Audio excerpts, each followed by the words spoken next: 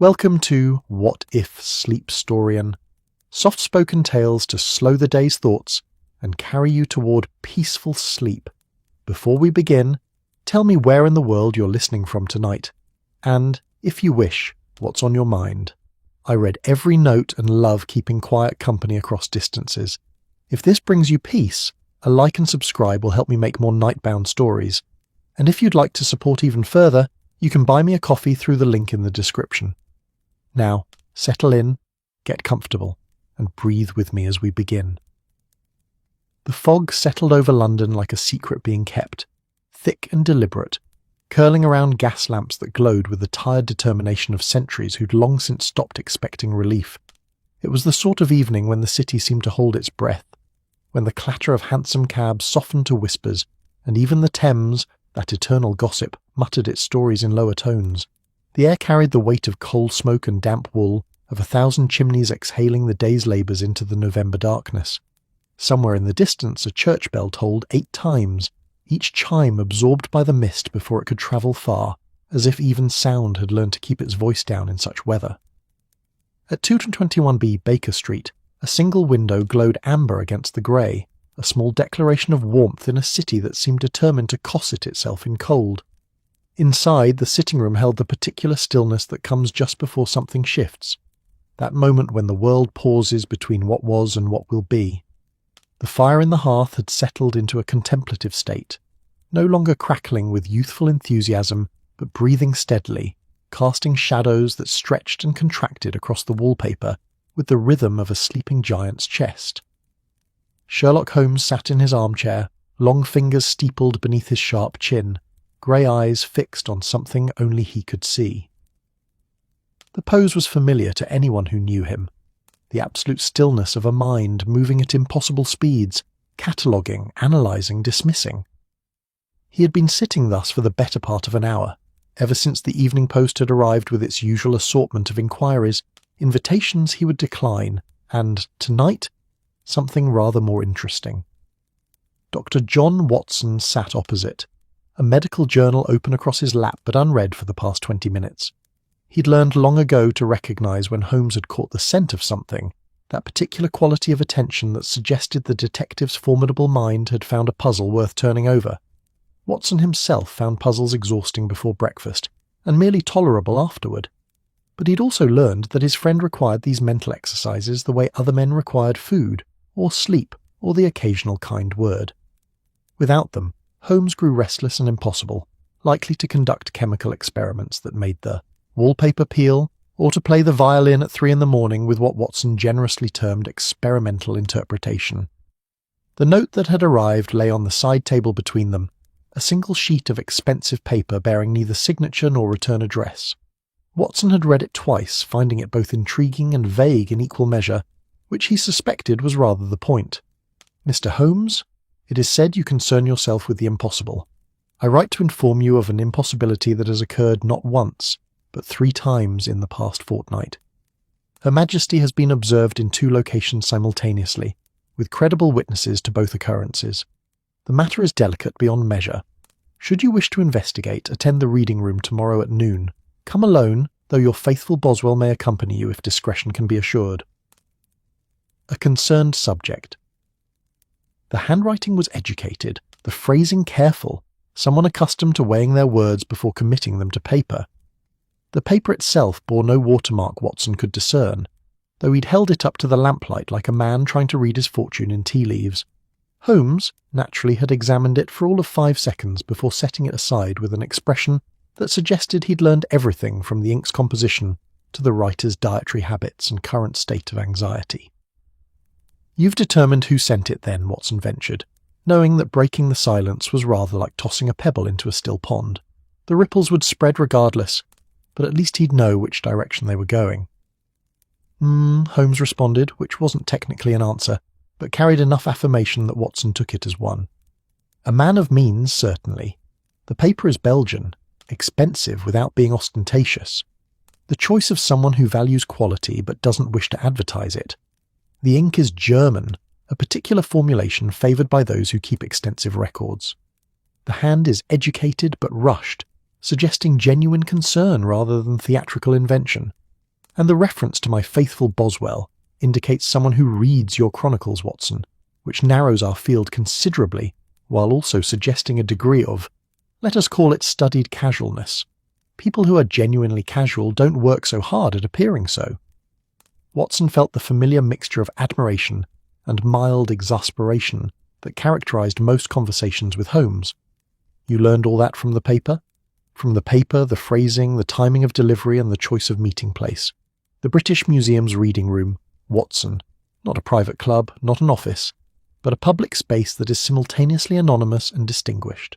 A place where two gentlemen might meet without comment, where conversation can be conducted in whispers that won't carry, and where the presence of guards provides both security and witness should anything untoward occur. Our correspondent is cautious, connected, and genuinely frightened. Not for himself, I think, but for something larger. The Queen, Watson said quietly, his gaze drifting back to the note. The implications were staggering when one actually stopped to consider them. Seen in two places at once, that's impossible.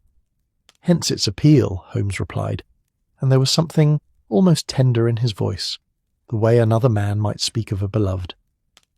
The impossible, Watson, is merely the improbable wearing a more dramatic coat. Our correspondent has done us the courtesy of presenting a genuine puzzle, not a case of misplaced jewellery or domestic intrigue, but something that strikes at the very heart of how we understand reality. If the Queen can be in two places simultaneously, then either we must revise our understanding of physical law, or— He paused, and Watson could practically hear the gears of that magnificent mind turning. Or someone has found a way to create a very convincing illusion. And illusions, my dear fellow, require infrastructure, preparation, accomplices, motive. The fire popped softly, sending up a small shower of sparks that danced briefly before dying. Outside, the fog pressed against the windows like something alive, like something curious about the warmth within. London was full of secrets tonight, as it was every night. The city held them the way other places held rain or sunshine, as an essential characteristic of its nature. But this secret felt different, heavier somehow, weighted with implications that extended beyond a simple case of mistaken identity, or overwrought witnesses seeing what they expected rather than what was actually there. You think it's a conspiracy, Watson said, and even as he spoke the words they sounded melodramatic, like something from one of the more sensational penny dreadfuls. But Holmes didn't laugh or dismiss the suggestion. Instead, he finally moved, reaching for his pipe with the deliberate care of a man performing a ritual. I think, Watson, that we live in an age of marvels and anxieties in equal measure. Victoria has reigned for nearly half a century, longer than most of her subjects have been alive. She's not merely a woman, or even a monarch, but a symbol, an institution, the very embodiment of empire and stability. To suggest that symbol might be duplicated, replaced, or undermined. He struck a match, and the sudden flare of light carved his face into sharp angles and deeper shadows. Well, that strikes at something rather more fundamental than mere politics, doesn't it? Watson considered this, his mind turning over the implications of the way one might examine a strange object found on a beach. Interesting, certainly, but potentially dangerous if not handled with care. Victoria was grieving still, even these years after Albert's death. The country knew it, felt it, that persistent melancholy that had settled over the monarchy like a veil that never quite lifted. She appeared in public less frequently than she once had, and when she did she seemed smaller somehow, diminished not in authority but in presence, as if grief had worn away some essential vitality. The country loved her for it, and worried about her in equal measure, the way one might worry about a beloved grandmother who'd grown suddenly fragile, which made the idea of someone impersonating her both audacious and strangely plausible. If she was seen less often, if her appearances had become events rather than regular occurrences, then the space between those appearances became territory where doubt could flourish. A clever impostor wouldn't need to fool people for long, just long enough to be seen, to be witnessed, to plant that seed of impossible possibility that would grow into rumour and speculation. You'll take the case then, Watson said, because really there was never any question. Holmes was already moving in his mind, already assembling the pieces of a puzzle he hadn't yet fully seen. "Oh, I think we must," Holmes replied, and his smile was the sort that Watson had learned, meant either brilliant success or spectacular danger, and possibly both. The alternative is to allow this particular impossibility to remain unsolved, and that, my dear Watson, would be unforgivable. Besides, he added, gesturing with his pipe toward the fog-shrouded window, it's far too nasty an evening to venture out for anything less than the impossible. If we're to brave that particular soup, we might as well do it in pursuit of something memorable. The clock on the mantel ticked steadily, counting down the hours until noon tomorrow, until they would meet this anonymous correspondent and learn precisely what manner of impossibility they were being asked to investigate. Watson found himself already anticipating it, that peculiar mixture of trepidation and excitement that came with following Holmes into the unknown. The detective attracted mysteries the way other men attracted debts or admirers, inevitably, persistently, and with a certain resigned acceptance that this was simply how his life would proceed. Outside, London continued its evening rituals. Somewhere a street vendor called out his wares in a voice made thin by fog. A hansom cab rattled past, its wheels finding every cobblestone with weary precision. The city was putting itself to bed, pulling its blankets of mist close, settling in for a night of fitful sleep troubled by dreams of impossible queens and secrets that refused to stay buried. And in the warm sitting room at 221B Baker Street, Sherlock Holmes smoked his pipe and planned his investigation, while Dr. Watson watched the fog and wondered what exactly they were about to uncover. The fire burned low, the shadows deepened, and the night wrapped itself around them like a promise, or perhaps like a warning. Tomorrow they will seek answers. Tonight they simply waited, two men in a sea of fog holding vigil against the darkness and the delicious, terrible possibility that nothing in London was quite what it seemed. Morning arrived in London with the hesitant quality of someone who wasn't entirely certain they were welcome. The fog had thinned somewhat during the night, retreating to the river and the low places where it could lurk with dignity, but the sky remained a uniform grey, the sort of grey that suggested the sun had given up trying to make an impression and had settled for merely existing somewhere beyond the clouds. The air carried that peculiar November dampness that seemed to seep through wool and cotton alike, finding its way to skin and bone with the persistence of an uninvited relative. Holmes and Watson had met their anonymous correspondent at the British Museum as instructed, a meeting that had been brief, tense, and illuminating in ways Watson was still processing. The man, a minor official in the Home Office, as Holmes had correctly deduced, had been genuinely frightened, his hands trembling slightly as he'd passed them a letter of introduction that would grant them access to Windsor Castle, and, more importantly, to the individuals who'd witnessed these impossible occurrences. He'd spoken in whispers even in that vast reading room, as if the very walls might report back to some unseen authority, and he'd departed quickly, leaving behind only the faint scent of nervous perspiration and expensive cologne. Now, as their carriage rattled through the streets of Windsor, Watson found himself studying the castle ahead with new eyes. He'd seen it before, of course. It was rather difficult to avoid noticing a structure that dominated the landscape like a stone mountain, all towers and battlements and the weight of centuries pressing down upon the present. But today it seemed different, more theatrical perhaps, as if the castle itself were performing the role of royal residence with just a touch of enthusiasm, the way an actor might overplay their part in the final act. "You're thinking too loudly, Watson," Holmes observed from beside him, though his own gaze remained fixed on the castle. "I can practically hear your thoughts clattering about like marbles in a tin." "I was merely reflecting on how the castle looks," Watson replied, slightly defensive. "Rather imposing, isn't it?"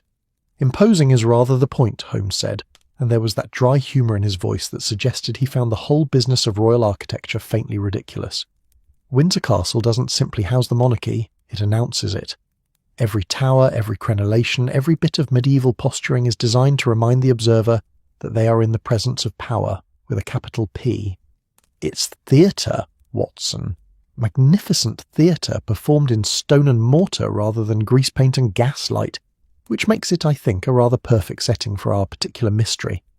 The carriage passed through the gates after their credentials were examined with the sort of meticulous attention usually reserved for suspected anarchists or unwashed tourists. The guards were impeccable in their uniforms, their faces carefully blank in that way that suggested they'd seen everything and been impressed by nothing. Watson wondered what it must be like to stand guard at a place where history was still being made, where every day was simultaneously routine and momentous. The wages were probably terrible, but the stories must be extraordinary. They were met in the lower ward by a courtier whose name Watson immediately forgot but whose anxiety was impossible to miss. The man was perhaps 50, dressed in the sort of formal attire that suggested he took his position very seriously indeed, with a high collar that appeared to be slowly strangling him, and a cravat tied with the precision of a mathematical proof. His face had the perpetually worried expression of someone who'd spent decades anticipating disaster and had finally been proven correct. "Mr. Holmes, Dr. Watson," he said, his voice pitched low despite the fact that they were alone in a corridor that seemed designed to swallow sound. "I cannot express how delicate this matter is. Her Majesty is not aware that you've been consulted. Should she learn of it, should anyone outside the immediate circle learn of it—" He trailed off, as if the consequences were too terrible to articulate. "We are the soul of discretion," Holmes assured him, though Watson noticed his friend's eyes were busy cataloguing every detail of their surroundings. The portraits on the walls with their eyes that seemed to follow, the polish on the floors that reflected like dark water, the way the light fell through windows designed more for defence than illumination. "Perhaps you might show us where these incidents occurred?" The courtier, Pemberton, Watson suddenly recalled, the name arriving fashionably late to his consciousness, nodded and began leading them deeper into the castle. They walked through corridors that seemed to multiply as they progressed, each one more ornate than the last, as if the castle were showing off its finest features for distinguished visitors. The walls were hung with paintings depicting centuries of royal history, faces rendered in oil and ambitions staring down at the present with expressions ranging from benevolent to vaguely dyspeptic. "The first incident," Pemberton said softly, "occurred a fortnight ago. Her Majesty was scheduled to receive the Austrian ambassador in the Crimson Drawing Room at 3 o'clock. Multiple witnesses can confirm she was there, myself included. The meeting lasted precisely 45 minutes, as protocol dictates, and yet—" He paused before a particular doorway, his hand resting on the brass handle as if steadying himself.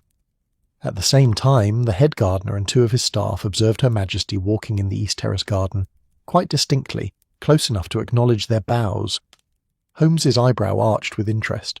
"And the—" Gardner was certain of his identification. "James has served the royal household for 30 years, Mr. Holmes. He's seen Her Majesty in every season, every weather, every imaginable circumstance. He was close enough to note the particular brooch she wore, a cameo of Prince Albert that she favours. He described it in detail." "Fascinating," Holmes murmured, and Watson could see his friend's mind already racing ahead, constructing and demolishing theories with the speed of a master chess player considering moves. And the brooch? Was she indeed wearing it during the meeting with the ambassador?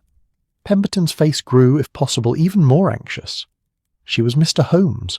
I saw it myself, which means either the gardener imagined the entire encounter, which I find unlikely given his character and the corroborating witnesses, or he left the alternative unspoken, hanging in the air between them like the ghost of a possibility too troubling to fully acknowledge. They continued their tour through rooms that seemed designed to induce awe and mild vertigo in equal measure. The state apartments were a symphony of gilt and velvet, of crystal chandeliers that hung like frozen fireworks, of furniture so ornate it seemed less designed for sitting than for admiring from a respectful distance. Everything gleamed. The floors, the mirrors, the very air itself seemed polished to an impossible shine. It was beautiful in the way a diamond is beautiful, cold, hard, and entirely too aware of its own value. Watson found himself thinking about the people who lived here, who navigated these corridors daily, who saw these treasures so often they must have become mundane. What must it be like to live in a museum, to have one's daily life curated and observed, to be both the most important person in the nation and somehow also a prisoner of that importance? Victoria had been queen since she was 18, most of her life spent in these gilded spaces, every moment potentially observed, every action potentially significant. The second incident, Pemberton continued, leading them now through a gallery hung with portraits of Victoria at various stages of her reign, young and uncertain, then confident and maternal, now older and touched by sorrow, occurred 5 days after the first. Her Majesty was at breakfast in the private apartments, witnessed by her ladies-in-waiting. At the same time, a delegation from the Privy Council swears they were received by her in the White Drawing Room. Both parties describe the same morning dress, the same melancholic demeanour. It's Impossible, Mr. Holmes. Simply impossible.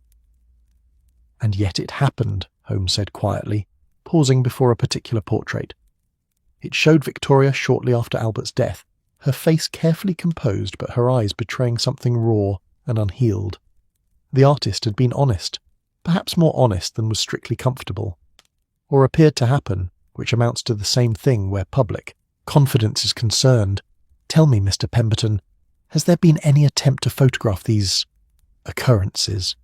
The courtier looked startled, as if the suggestion were somehow improper. Photograph Her Majesty? Without her knowledge or consent? That would be potentially invaluable as evidence, Holmes interrupted, though not unkindly. Photography, Mr. Pemberton, has a peculiar relationship with truth. A photograph cannot lie, or so we're told, and yet— He smiled that sharp smile that Watson knew meant his friend had caught hold of something significant. And yet I suspect photography may be central to our mystery. The camera sees what is placed before it, after all. It cannot distinguish between original and copy, between genuine article and convincing replica. They had arrived now at what Pemberton referred to as the photograph room, though Watson thought shrine might be more accurate.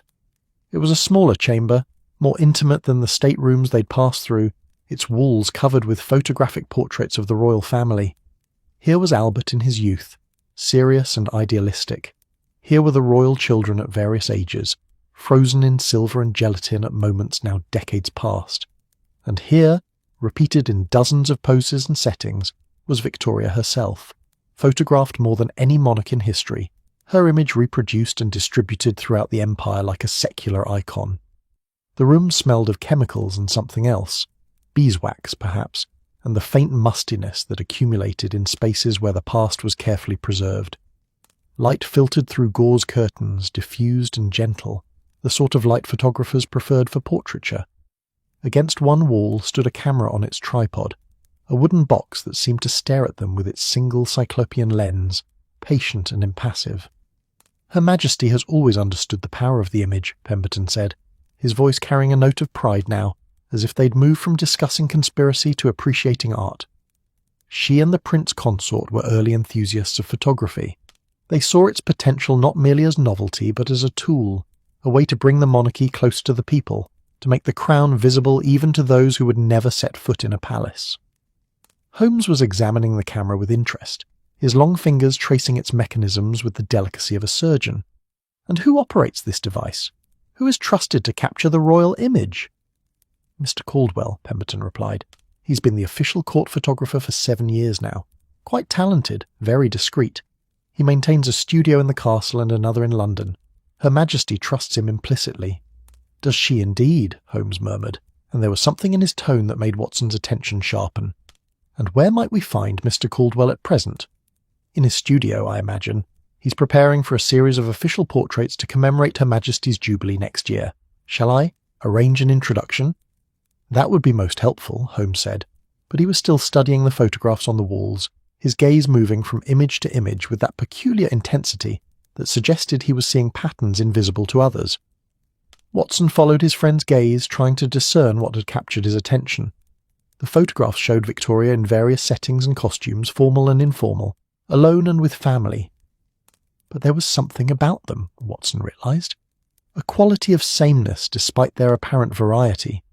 The angle of the head, the set of the shoulders, the expression of weary dignity. These remained consistent across years and circumstances.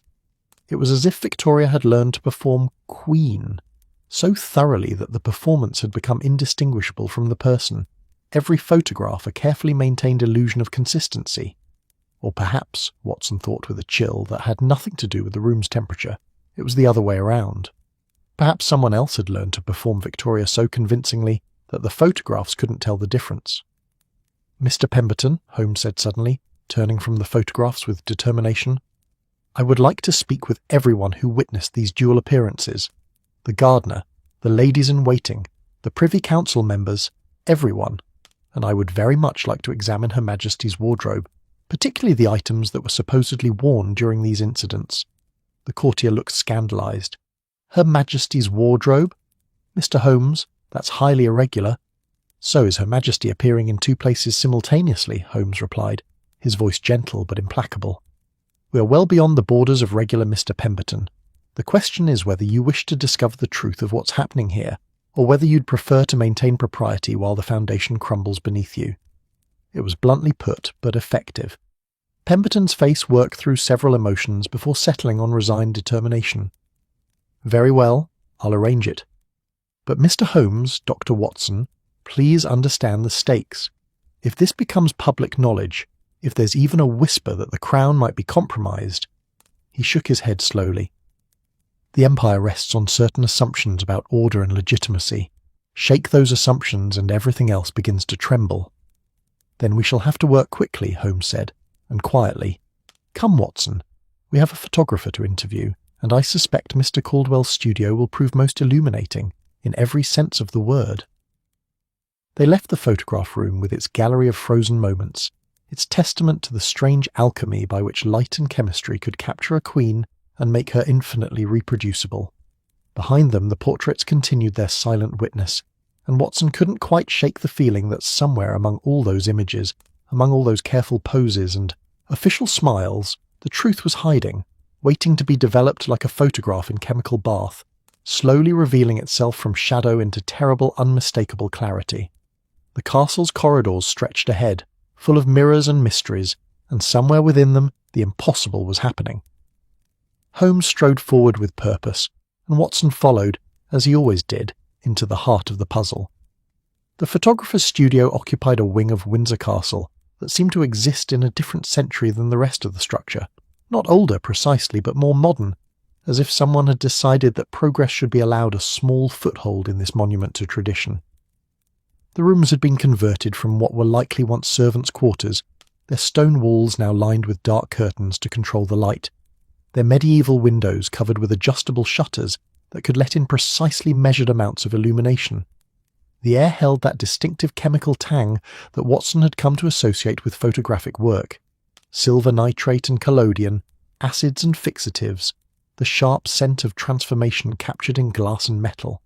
Mr. Caldwell himself proved to be a man of perhaps 40, with the sort of face that suggested he spent more time behind the camera than before it, pale from hours in dark rooms, with eyes that seemed perpetually adjusted to low light, blinking slowly like an owl surprised by daylight.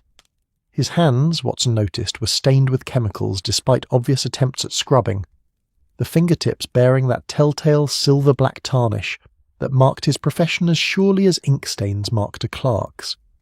He received them with the nervous hospitality of someone accustomed to working with royalty, but not particularly comfortable with it, gesturing them into his studio with hands that trembled slightly. "Mr. Holmes, Dr. Watson," he said, his voice carrying the careful accent of a man who'd worked hard to smooth away his origins. "Mr. Pemberton sent word you'd be calling. I confess I'm not certain how I can assist with whatever matter brings you to Windsor, but I'm entirely at your service." The studio itself was a fascinating space, Watson thought.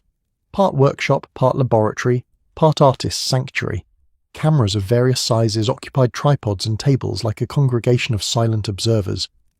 Glass plates were stacked in careful rows, each one a captured moment waiting to be developed or already preserved.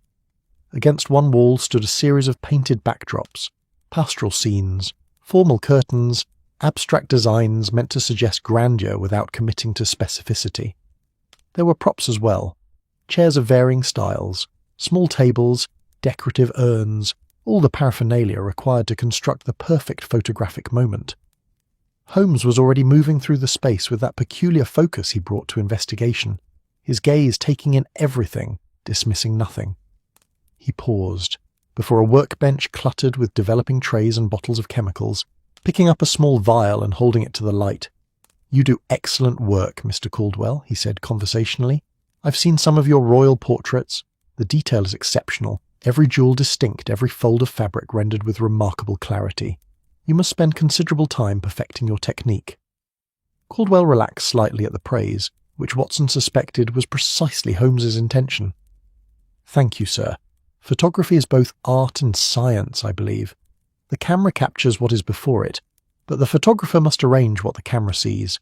Lighting, composition, the subject's comfort, all these elements must align, or the result is merely an image rather than a portrait." And Her Majesty is a willing subject? Holmes asked, setting down the vial and moving to examine the glass plates. Her Majesty understands the value of photography, Caldwell replied carefully. She is professional in her approach. She knows her angles, her expressions. After so many years being photographed, she's become quite skilled at presenting herself to the camera. In some ways, she's as much a photographer's partner as a subject. Watson heard the subtle note in the man's voice. Not quite disappointment, but perhaps a hint of artistic frustration. The challenge, Watson supposed, was capturing something genuine when the subject had perfected the art of appearing genuine. Every photograph would be technically perfect and emotionally calculated, which was perhaps precisely what royalty required, but exactly what an artist might find limiting. Holmes had moved to a particular glass plate set apart from the others, mounted in a frame on Caldwell's desk. He lifted it carefully, tilting it to catch the light. "This is recent work?" Caldwell glanced over and his expression shifted. Surprise, followed by something that might have been guilt, then carefully assumed professionalism. "Ah, yes, that's from last week's session. Her Majesty commissioned a new portrait series for distribution to Parliament members. I'm rather pleased with how it came out. The lighting captured the weight of her years without being unflattering, which is a delicate balance." Watson moved closer to look at the plate. Even in negative, reversed and rendered in silver and shadow, Victoria's image was unmistakable. The heavy features, the expression of weary authority, the elaborate lace collar that spoke of ceremony even in a supposedly informal portrait. But there was something else, something Watson couldn't quite identify, a quality about the image that seemed slightly off, though he couldn't have said precisely why. Holmes, however, seemed to have found exactly what he was looking for. His expression remained neutral, but Watson knew that particular quality of stillness. It meant his friend had just solved at least one piece of the puzzle. "Mr. Caldwell," Holmes said, his voice deceptively casual, "how many sittings does a portrait series typically require?" "It depends on the purpose and the subject's availability. For Her Majesty, I usually schedule 3 sessions, one for initial compositions, one for refinements, and a final session to capture the selected poses with perfect lighting. Each session might be 30 to 45 minutes. And this particular series, how many sessions?"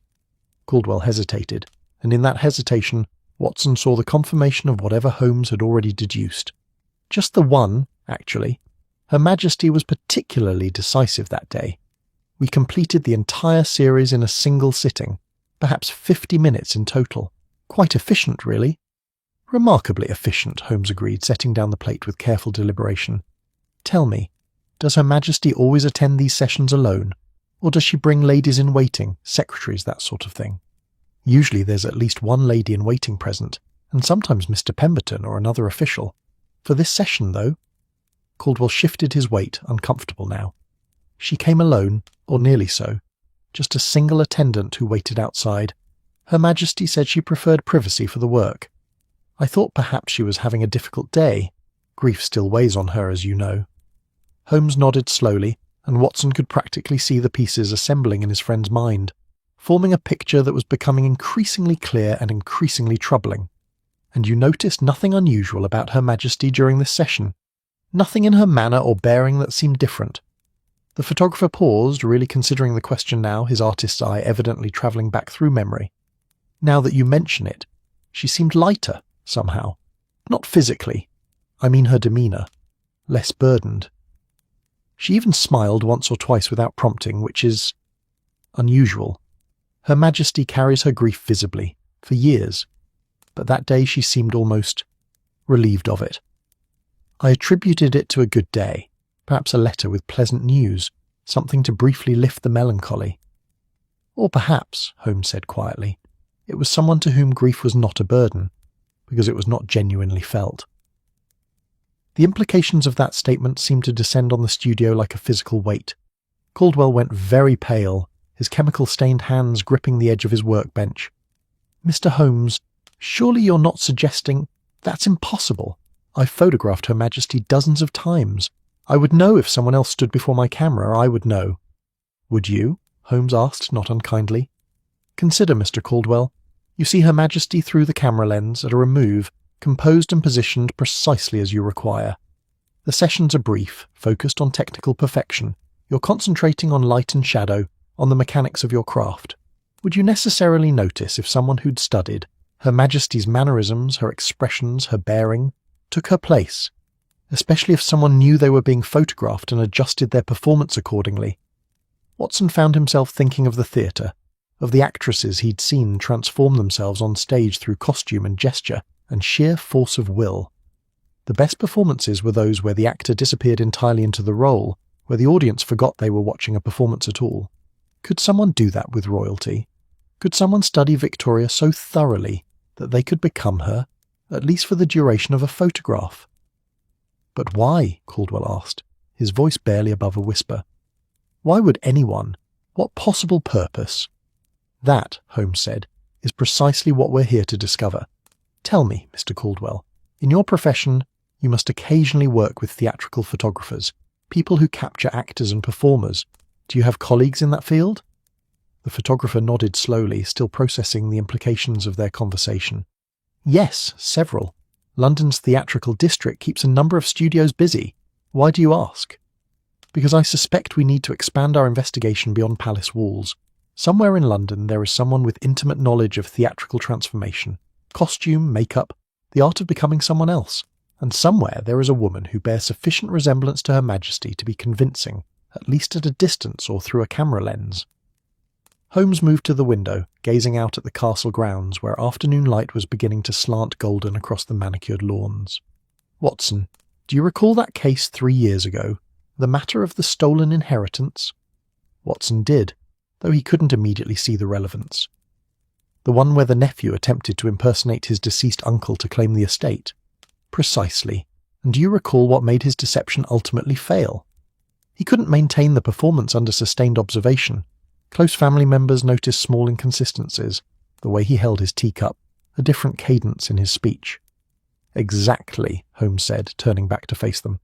Sustained observation defeats even the best imposture, which suggests that whoever is behind our current mystery understands this limitation. They're not attempting to replace Her Majesty permanently, or even for extended periods. They're creating moments, brief, controlled encounters where the imposture need only be convincing enough to be witnessed and reported. A meeting here, a garden appearance there. Each incident is carefully staged, carefully timed. But to what end? Watson asked. Though he was beginning to form his own theories, none of them particularly comforting. To undermine confidence, Holmes replied. To create exactly the sort of uncertainty and unease that is currently spreading through the palace. If the Queen can be in 2 places at once, if witnesses can no longer trust their own eyes, then what else might be questioned? Her decisions? Her policies? The very legitimacy of her rule? He paused, letting that sink in. It's quite elegant, really. No assassination, no overt violence, just the steady erosion of certainty. And in uncertain times, Watson, people become dangerous. They look for explanations, for scapegoats, for someone to blame.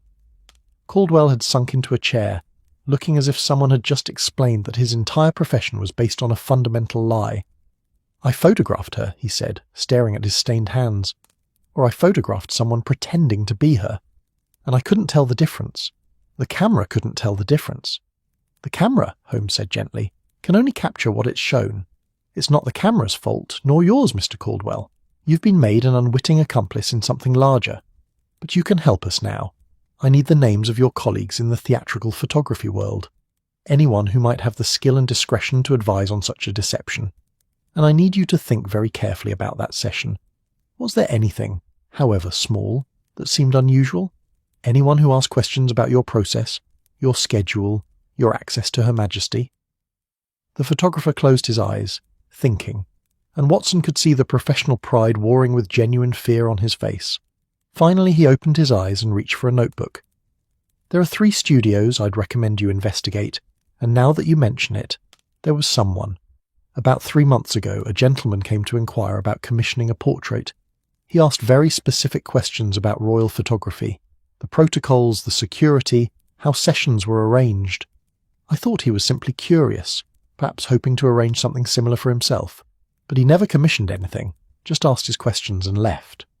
Can you describe him? Holmes asked, and Watson could hear the hunter's keenness in his voice. Middle-aged, well-dressed but not ostentatiously so. Foreign accent, though he spoke English fluently.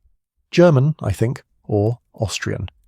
He carried himself like military, or former military man, very precise in his movements. Holmes and Watson exchanged glances. Foreign, military-bearing, interested in royal protocols, the profile of a potential conspirator was beginning to emerge, taking shape like a photograph in developing solutions, detail by careful detail. "Mr. Caldwell," Holmes said, "you've been most helpful. One final question. The glass plates from that session, the one where you suspect you may have photographed an imposter, do you still have all of them?" The photographer frowned, then moved to his storage area, running his fingers along the carefully labelled plates. His frown deepened. "That's odd. I made 8 exposures during that session.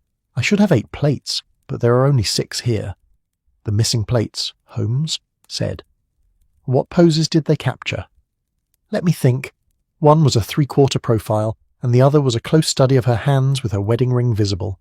Both would have shown detail, very specific detail, of Her Majesty's appearance." "Detail," Holmes murmured. "That would be invaluable to someone attempting to perfect an impersonation. The plates weren't misplaced, Mr. Caldwell. They were stolen. Someone needed reference material, and they were willing to risk discovery to obtain it." The studio seemed suddenly colder, the chemical smell more acrid, the shadows deeper.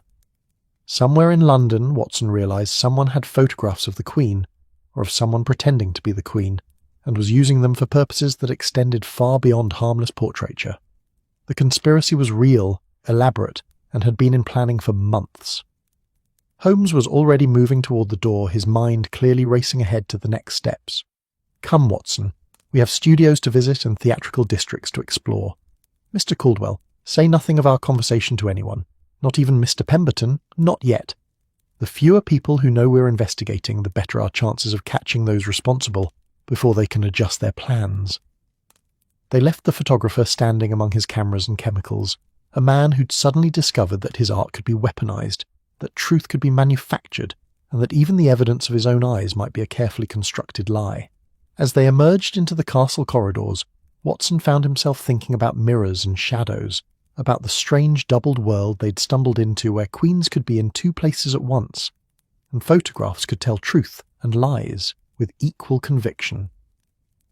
London awaited them, vast and full of secrets, and somewhere in its theatrical heart someone was waiting in the wings, preparing for their next performance. The hunt had truly begun. London at dusk possessed a particular quality of transformation, as if the city were an actor changing costume between acts. The daylight commerce of respectability gave way to evening's more ambiguous entertainments, and the streets took on that liminal character, where anything might be possible if one knew where to look. Gas lamps flickered to life like opening eyes, and the fog, that eternal companion of London nights, began its slow creep up from the river, wrapping the city in its familiar, secretive embrace. Holmes and Watson had returned from Windsor that afternoon with a list of names and addresses, carefully transcribed from Caldwell's recommendations.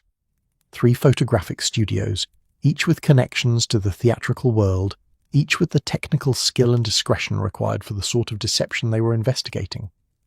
Holmes had prioritized them based on some calculation Watson didn't fully understand but had learned to trust, and now they stood before the first address on their list, a narrow building, squeezed between a milliner's shop and a tobacconist's in a street just off the Strand. The sign above the door read, "Ashworth and Daughter, Photographic Portraits and Theatrical Studies," in elegant gilt lettering that had seen better days. The establishment occupied 3 floors of the building, with the studio proper on the ground level, living quarters above, and, as they would soon discover, a dark room in the converted cellar where the real alchemy of photography took place. A small bell chimed as they entered, and Watson was immediately struck by the difference between this space and Caldwell's pristine palace studio. Where Windsor had been all careful order and professional restraint, Ashworth's studio was gloriously chaotic, a creative explosion frozen in mid-burst. Photographs covered every available wall surface, actors in costume, society ladies in their finest, street urchins captured with surprising dignity, politicians caught mid-gesture. There were landscapes and still lifes, but primarily there were people, faces upon faces, each one a small study in human character rendered in silver and shadow. The clutter extended to the furniture and equipment as well. Cameras of various vintages occupied corners like elderly relatives who'd come to visit and never left. Props were piled in artistic disarray, Wigs on stands, costume pieces draped over chairs, masks that stared with empty eyes. The air smelled of chemicals and dust, of old fabric and ambition, and underneath it all the faint scent of gin, as if someone had recently sought liquid encouragement for their creative endeavours. "Good evening, gentlemen," came a voice from the back of the studio, and a woman emerged from behind a Japanese screen that was itself covered with pinned photographs. She was perhaps 45, with iron grey hair pulled back severely, and eyes that assessed them with the swift, calculating gaze of someone accustomed to reading character through a lens. Her hands, like Caldwell's, bore the chemical stains of her profession, but she wore them with less self-consciousness, as if they were badges of honour rather than marks to be scrubbed away. "If you're here for portraits, I'm afraid I'll be fully booked until next month, but my daughter can take your particulars if you'd like to schedule something." "We're not here for portraits, Miss Ashworth," Holmes said, and Watson noticed how his friend's entire demeanour had shifted to something more deferential, more respectful. Holmes knew when he was in the presence of expertise, and he paid it the courtesy of acknowledgement. "We're here seeking information of a rather delicate nature. My name is Sherlock Holmes, and this is my colleague Dr. Watson. We were recommended to you by Mr. Caldwell at Windsor." The woman's expression shifted, interest replacing the professional dismissal. She gestured toward a sitting area that had clearly been arranged for client consultations, though the chairs were currently occupied by costume pieces that she swept aside with practised efficiency. "Windsor? That's quite a recommendation. Thomas Caldwell has standards higher than most bishops. If he sent you to me, the matter must be serious indeed. Please, sit. Would you take tea? I'm afraid all I can offer is gin as well, but the tea is genuine, at least." "Tea would be most welcome," Watson said, settling into a chair that protested slightly but held. The studio was warm despite the evening chill outside, heated by a small stove that glowed in the corner with cheerful determination. Miss Ashworth, Helena, she introduced herself as, busied herself with a kettle and cups that had seen considerable service.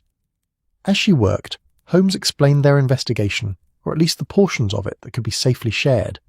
He spoke of the impossible sightings, of the need to understand how such a deception might be accomplished, of the intersection between photography and performance that made their mystery possible. Helena listened without interrupting, her hands performing the tea ritual with automatic precision, while her mind clearly engaged with the problem Holmes presented. When he finished, she was quiet for a moment, staring into her teacup as if reading portents in the leaves. "Identity is a peculiar thing," she said finally. "We think of it as fixed, as essential. I am myself and no one else can be me. But in my work I've learned that identity is actually quite negotiable.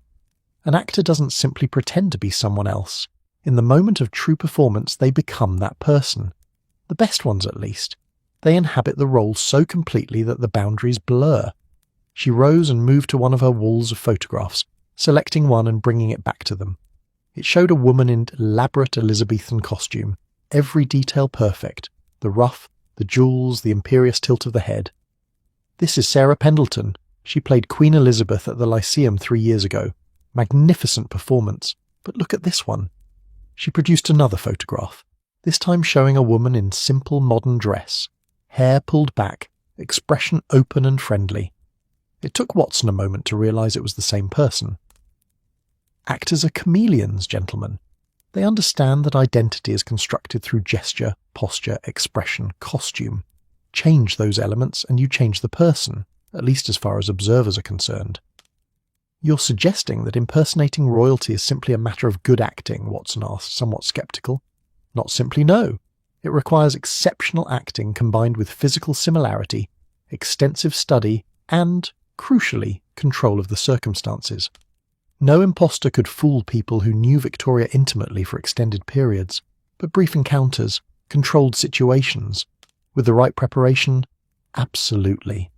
Helena sipped her tea thoughtfully. "Photography adds another layer of possibility. The camera flattens reality, reduces 3 dimensions to 2. Details that would be obvious in person become obscured. Makeup that would look absurd face-to-face appears perfectly natural through a lens." Holmes leaned forward, his tea forgotten. "You've given this considerable thought. It's my profession to understand how appearance can be manipulated. I photograph actors who must transform themselves nightly. I've learned the tricks, how lighting can age or rejuvenate, how certain angles can emphasize or minimize features, how the camera can be made to lie while appearing to tell the absolute truth. She paused, her expression growing more serious. But Mr. Holmes, if someone is truly attempting to impersonate Her Majesty, this goes beyond theatrical curiosity. This is dangerous territory. Which is precisely why we must understand the mechanisms, Holmes replied. Tell me, in your professional network, have you encountered anyone who might possess both the skill and the questionable ethics to assist in such a venture? Helena's face clouded with something that might have been reluctance or perhaps protective instinct for her profession. There are always those who push boundaries, who use their talents for purposes beyond entertainment, but to actually name names, to accuse without evidence. She trailed off, clearly struggling. We're not asking you to accuse, Watson said gently, merely to point us toward possibilities. Lives may depend on it, potentially many lives, if this conspiracy extends as far as we fear. She stood and paced to the window, looking out at the gathering darkness. When she spoke, her voice was quieter, as if worried about being overheard despite their privacy. There's a man named Graves, Sebastian Graves. He runs a studio in Suffolk, near the river. Officially he does theatrical photography, portraits of actors and performers. But there are rumours, nothing proven, you understand, that he also does more specialised work, helping people disappear and reappear as someone else, creating photographic evidence for legal disputes, that sort of thing. If someone needed technical expertise for impersonation, Graves would have both the skill and the lack of scruples. Holmes had produced his notebook and was writing quickly.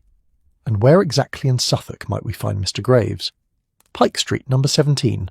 But Mr. Holmes, a word of warning, Graves associates with rough types. The theatrical world has its share of criminals and near-criminals, people who live in the margins. If he's involved in something like what you're investigating, he won't appreciate inquiries. We'll exercise appropriate caution, Holmes assured her. Though Watson noticed his friend's eyes had taken on that particular gleam that suggested caution would be interpreted rather liberally. Is there anything else you can tell us about Graves, his background, his methods, his known associates? Helena returned to her seat, and now her role had shifted from reluctant informant to active collaborator in their investigation. He's French originally, or claims to be, came to London about 10 years ago with money from somewhere and set up his studio. He's technically brilliant, I'll give him that.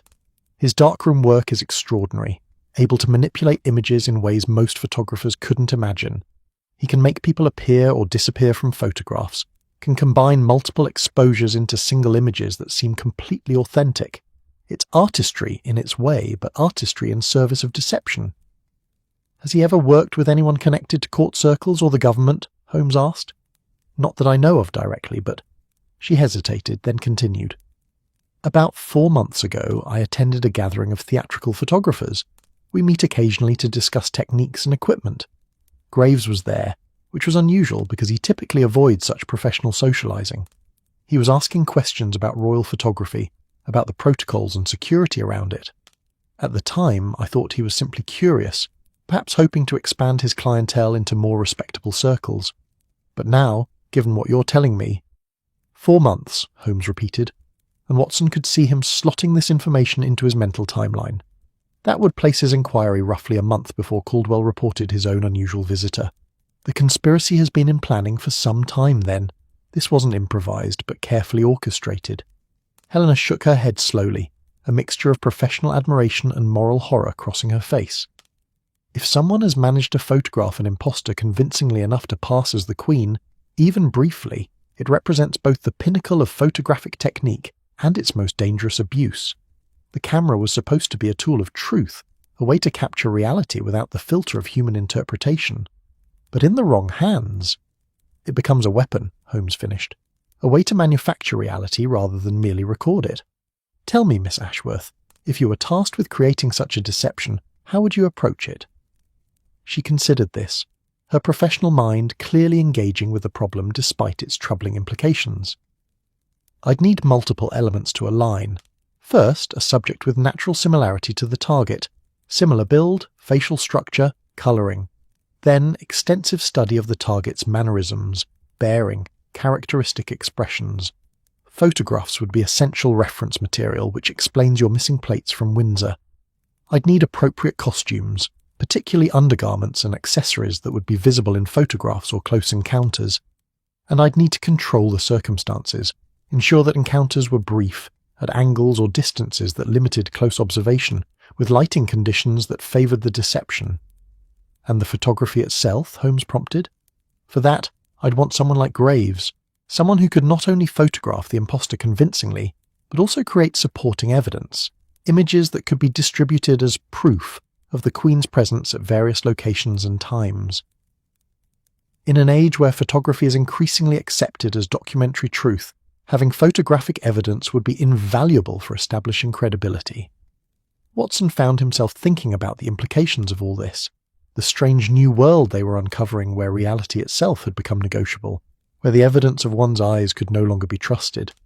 It was unsettling in a way that went beyond the immediate conspiracy, touching on something fundamental about truth and certainty.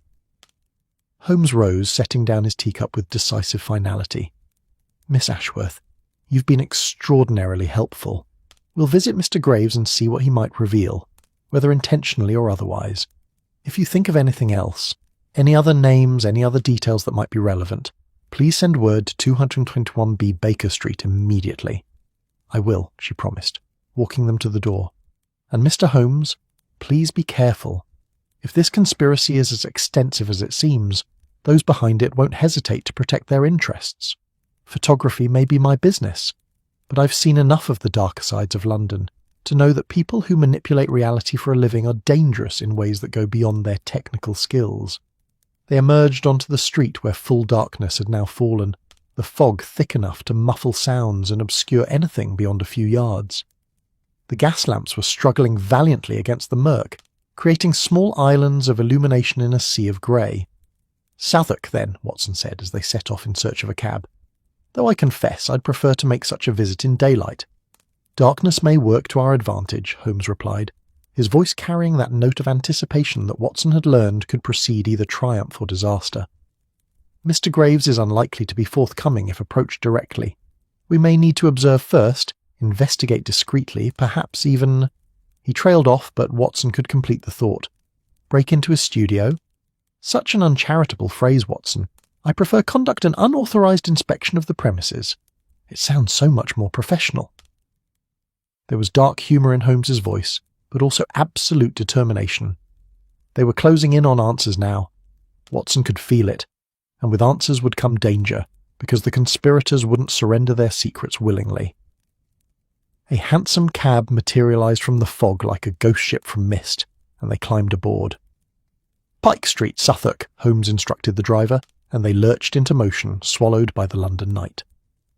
Watson settled back against the worn cushions and prepared himself for whatever awaited them in Graves's studio. In the theatrical world of mirrors and make-up, of light and shadow and carefully constructed lies, they would seek truth, and pray that when they found it the cost wouldn't prove too high. The cab rattled through streets growing progressively narrower and less respectable, carrying them deeper into London's underbelly, where secrets festered and conspiracies thrived. And somewhere ahead, in a studio that trafficked in illusions, the next piece of their impossible puzzle awaited discovery. Southwark at night was London with its mask removed, not the respectable face presented in Mayfair or Westminster, but the raw, unvarnished city where survival took precedence over propriety. The streets here were narrower, darker, the gas lamps fewer and more grudgingly maintained. The fog seemed thicker too, as if it accumulated in these low places like water seeking its level, bringing with it the smell of the Thames at low tide, that distinctive perfume of mud and industry and things best left unexamined. Pike Street proved to be a cramped thoroughfare running parallel to the river, its buildings leaning toward each other like conspirators sharing secrets. Number 17 occupied the ground floor of a structure that had once been a warehouse, its windows now covered with dark curtains that permitted no glimpse of the interior. A small sign beside the door read, "S. Graves, Photographic Services," in letters that seemed designed to discourage rather than invite custom. Holmes had instructed their cab to deposit them a street away, and they'd approached on foot, keeping to the shadows with the practised ease of men who'd learned that observation was best conducted from positions of concealment. Now they stood in a doorway across from Graves's studio waiting, as fog curled around their ankles like curious cats. No lights visible, Watson observed quietly. Either he's not at home, or he's working in his darkroom. Or entertaining visitors he'd prefer to keep private, Holmes added. Notice the alley beside the building? It provides rear access, likely to a yard or loading area from the warehouse days. If one wished to come and go without being observed from the street, that would serve admirably. They waited in silence, the cold seeping through their coats with patient malevolence. Watson found his mind drifting to the larger implications of their investigation. If someone truly was impersonating the Queen, and the evidence increasingly suggested they were, then the conspiracy extended far beyond simple fraud or theatrical mischief. This struck at the foundation of governance itself, at the carefully maintained illusion that the monarchy represented stability and continuity. Victoria had reigned for decades, and had become synonymous with the age that bore her name. To suggest she might be replaceable, that her very identity could be duplicated, was to undermine something essential about the social order. Movement, Holmes breathed, and Watson's attention snapped back to the present. A figure had emerged from the alley. Beside Graves's studio, a man of middle height, well dressed in clothes that suggested money without flaunting it. He paused at the street, glancing both ways with the wariness of someone who expected observation, then set off at a brisk pace toward the better neighbourhoods to the north. "Did you see his face?" Watson whispered. "Partially. Foreign features, well-groomed beard, military bearing, exactly matching Caldwell's description of the man who inquired about royal photography protocols 3 months ago." Holmes's voice carried a note of satisfaction. "Our conspiracy's beginning to acquire faces, Watson. Come, I think it's time we introduced ourselves to Mr. Graves." They crossed the street swiftly, and Holmes produced his lockpicks with the efficiency of long practice. Watson had long since stopped questioning how his friend had acquired such skills, accepting them as simply another tool in his investigative arsenal. The lock yielded after perhaps 30 seconds of delicate manipulation, and they slipped inside, closing the door softly behind them. The interior was dark, but not completely so. A faint reddish glow emanated from beneath a door at the back, the telltale illumination of a dark room at work. Holmes moved toward it, with Watson following, both men stepping carefully to avoid colliding with the equipment and furniture they could only dimly perceive. The chemical smell was overwhelming here, sharp enough to make Watson's eyes water, silver nitrate and acids, fixatives and developers, the concentrated essence of photographic alchemy. Holmes pressed his ear against the door, listening intently, then tried the handle. It opened smoothly, and they found themselves looking down a narrow staircase illuminated by that eerie red glow. The sound of running water reached them, and someone humming tunelessly, Graves presumably at work in his darkroom. They descended carefully, and the darkroom revealed itself in stages. First the hanging photographs like strange fruit from a macabre tree, then the developing trays arranged with surgical precision. Then the figure bent over them, a man of perhaps 50 with thinning hair, and the sort of face that suggested life had disappointed him repeatedly. But he'd learned to return the favour. "Mr. Graves, I presume," Holmes announced, his voice cutting through the humming. The photographer spun around, his face cycling through surprise, fear, and finally settling on a wary calculation. His hand moved towards something beneath the workbench, but Holmes was faster, producing a small revolver from his coat pocket with disconcerting ease. "I wouldn't," Holmes said mildly. "Dr. Watson here is a military man with excellent reflexes. Any sudden movements would be unwise. We're merely here to talk, Mr. Graves, to discuss your recent commissions and perhaps to examine some of your more interesting work." Graves straightened slowly, his hands visible and empty. "I don't know what you're talking about. I run a legitimate photographic business. If you're here to rob me, you'll find little value." "Oh, I think we'll find quite a bit of value," Holmes replied, moving deeper into the dark room while keeping the revolver trained steadily. "Watson, perhaps you'd secure the door. We'd hate to be interrupted during our conversation." Watson did as instructed, then positioned himself where he could watch both Graves and the stairway. The dark room was larger than he'd expected, stretching back beneath the building with additional chambers visible through archways. On the walls and hanging from lines were photographs in various stages of development, theatrical scenes, portraits, and Watson's attention sharpened. Photographs of Windsor Castle, photographs of royal ceremonies, and there, partially obscured by other images, what appeared to be a study of a woman in royal dress, though the face was turned away from the camera. Holmes had seen them too, his eyes sweeping the darkroom with that rapacious attention that missed nothing. Interesting specialty you've developed, Mr. Graves. Royal photography.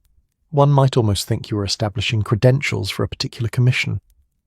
I photograph many subjects, Graves said, his accent now clearly French, despite his earlier attempts to sound British. Historical scenes, reconstructions. Theatres pay well for promotional materials. There's nothing illegal about that. No, indeed. But I wonder about your other work. The manipulated images, the composite photographs, the techniques for making people appear or disappear from carefully constructed scenes. Holmes moved to one of the developing trays, examining the contents with interest. Remarkable skill, truly. You've managed to combine multiple exposures into a single image so seamlessly that even an expert would struggle to detect the forgery. That sort of talent doesn't go unnoticed, does it? Someone with a particular need might seek you out, offering substantial compensation for your discretion and expertise. Graves's expression had gone carefully blank, the look of a man who'd learned to give nothing away. I don't know what you're implying, monsieur. I am an artist, nothing more. An artist who entertains late-night visitors with military bearing and foreign accents. An artist whose recent work includes extensive studies of royal subjects. An artist who, I suspect, has been paid quite handsomely to photograph someone who should never have been photographed at all. Holmes set down the developing tray and turned to face Graves fully. Let me lay out what I believe has occurred.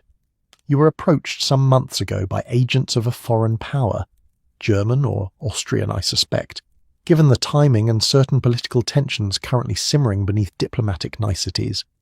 They required your expertise in creating photographic evidence for an audacious plan to place an impostor in proximity to Queen Victoria, have her photographed in royal settings, and use those images to suggest that Her Majesty could be in multiple places simultaneously. The photographer's face had gone pale in the red light, but he said nothing. The goal wasn't replacement, Holmes continued, his voice taking on that lecturing quality Watson recognized from when his friend was working through a problem aloud. That would be too difficult to sustain. No, the goal was destabilization, to create doubt, to undermine confidence in the monarchy's legitimacy, to suggest that the crown itself might be compromised. In an empire as far-flung as Britain's, where the Queen herself is more symbol than actual administrator, perception is everything.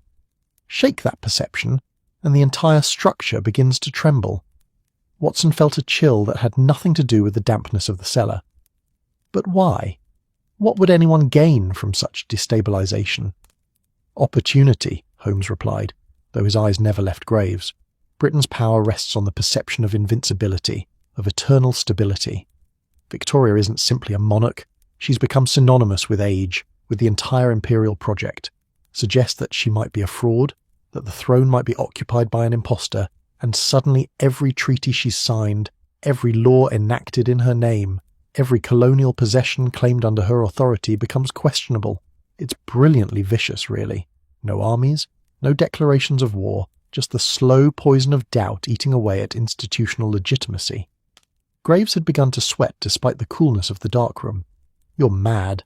This is fantasy, conspiracy theory. Is it?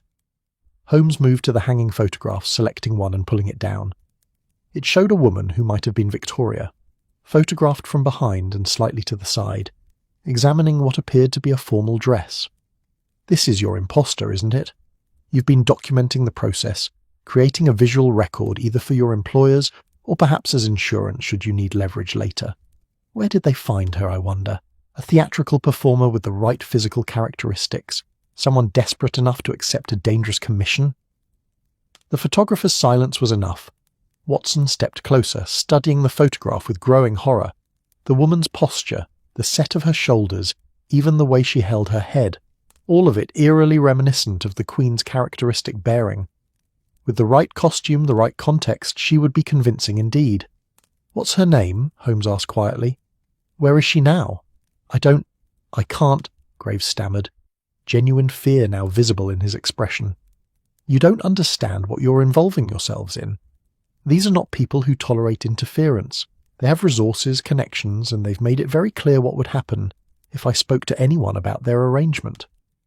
Then perhaps you should consider what will happen when the British Crown discovers your involvement, Holmes replied, his voice hard now.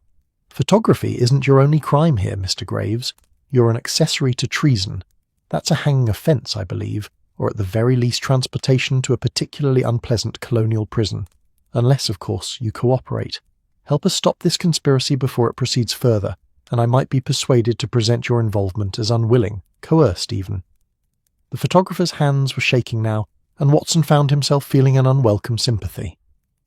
Graves had gotten himself entangled in something far beyond his understanding, drawn in by money or threats, or perhaps simply the seductive challenge of using his skills for something spectacular.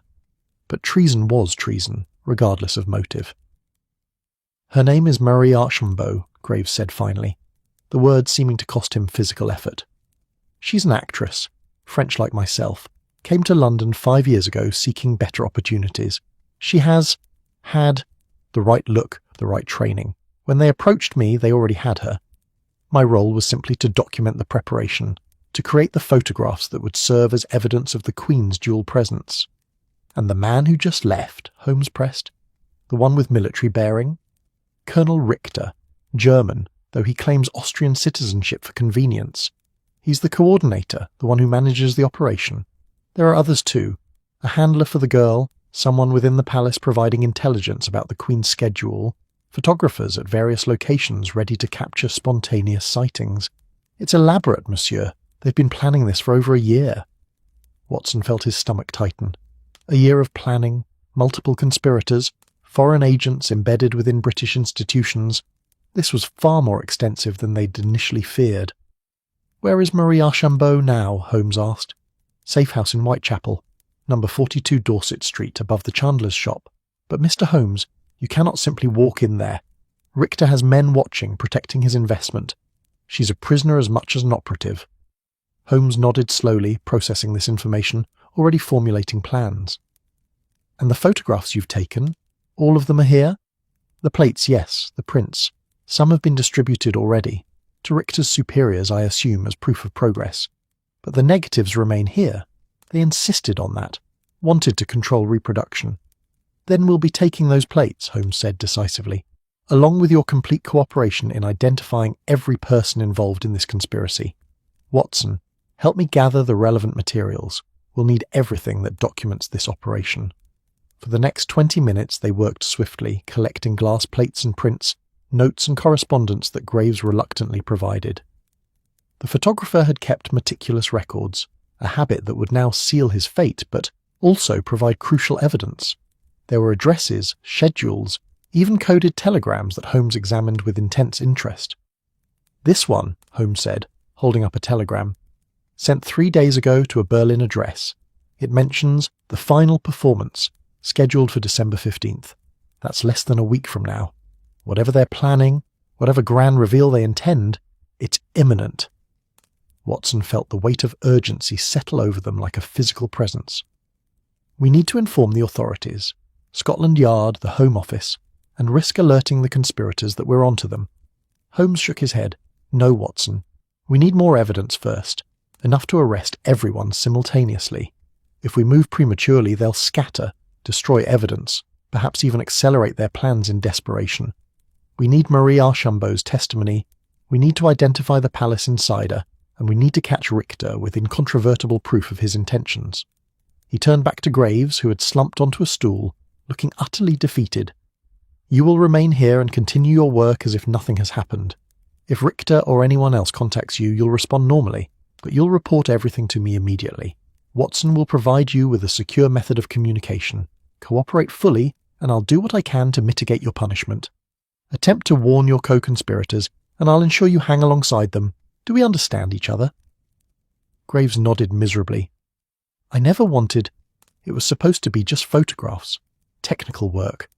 I didn't understand what they were truly planning until it was too late to extract myself." "That's what they all say," Holmes replied without sympathy. "But you took their money, you created their evidence, and you made their conspiracy possible. Own your choices, Mr. Graves, and perhaps redemption is still achievable." They left him there in his red-lit cave, surrounded by the evidence of his collaboration with treason, and emerged into the foggy Suffolk night carrying bags full of glass plates and documentation. The streets seemed even darker now, more threatening, as if the conspiracy they'd uncovered had infected the very atmosphere. "Whitechapel next?" Watson asked as they walked briskly toward more respectable neighbourhoods where cabs might be found. "Tomorrow," Holmes replied. "Tonight we need to secure this evidence and begin analysing it properly. The plates alone will take hours to examine fully, and I want to decode those telegrams, trace the communication networks. We're assembling a case now, Watson, not just solving a mystery, but building the foundation for prosecutions that will reach into multiple governments." They found a cab near the bridge, and as London rolled past the windows, Watson found himself thinking about the peculiar nature of their investigation. They'd started with an impossibility, a queen in two places at once, and uncovered something far more troubling, a deliberate assault on reality itself, a conspiracy that weaponized photography and performance to undermine the very foundations of state authority. "Holmes," he said quietly, "if they succeed, if they manage to truly convince people that Victoria might be an imposter, what happens then?" His friend was silent for a long moment, staring out at the fog-wrapped city. "Then we'll have proven that in the modern age truth is negotiable, that reality itself can be manufactured by those with sufficient skill and audacity. Photography was supposed to be the ultimate guarantor of truth. The camera doesn't lie, as they say. But we've just discovered that the camera can be made to lie brilliantly, and that lie can shake empires." The cab rattled on through streets that held their secrets close, carrying two men who'd glimpsed the future of deception and found it terrifying in its elegance. Somewhere ahead, in a Whitechapel safe house, an actress waited, prisoner, pawn, and key witness in a conspiracy that threatened to rewrite the rules of power itself. And in less than a week, the final performance would begin. The morning after their encounter with Graves arrived grey and reluctant, as if the sun itself had decided that London could manage without its presence for another few hours. Baker Street was quiet, save for the occasional clatter of a milk cart or the distant call of a newspaper boy announcing headlines that would be outdated by afternoon. Inside 221B, however, there was no such stillness. The sitting room had been transformed into something resembling a military operations centre, with glass plates arranged on every available surface, documents pinned to the walls, and Holmes himself standing before this accumulated evidence like a general surveying a battlefield.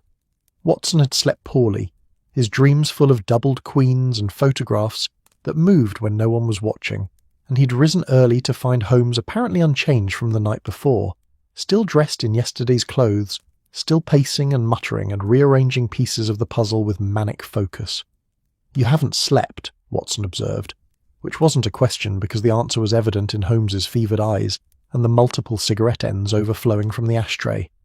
"Sleep is for people whose minds aren't racing ahead of catastrophe," Holmes replied without looking up from the telegram he was decoding. "I've been working through Richter's communications, and Watson, the scope of this is extraordinary. They've embedded operatives not just in Windsor, but in Parliament, in Scotland Yard, in the very machinery of government. The conspiracy runs deeper than we imagined." He thrust a decoded message into Watson's hands. The doctor read it slowly, his comprehension growing with each line. "Final placement confirmed. Interior access secured through household staff rotation. December 15th, ceremony provides optimal visibility and duration. Photographic. Evidence will be irrefutable. Proceed as planned. Compensation upon completion." "Placement," Watson repeated slowly. "They're planning to actually place their imposter in the Queen's presence, not just create sightings, but an actual substitution. Not substitution, juxtaposition." Holmes moved to the window, staring out at the waking city. "That's the genius of it, you see. They're not trying to replace Victoria permanently, which would be impossible to sustain.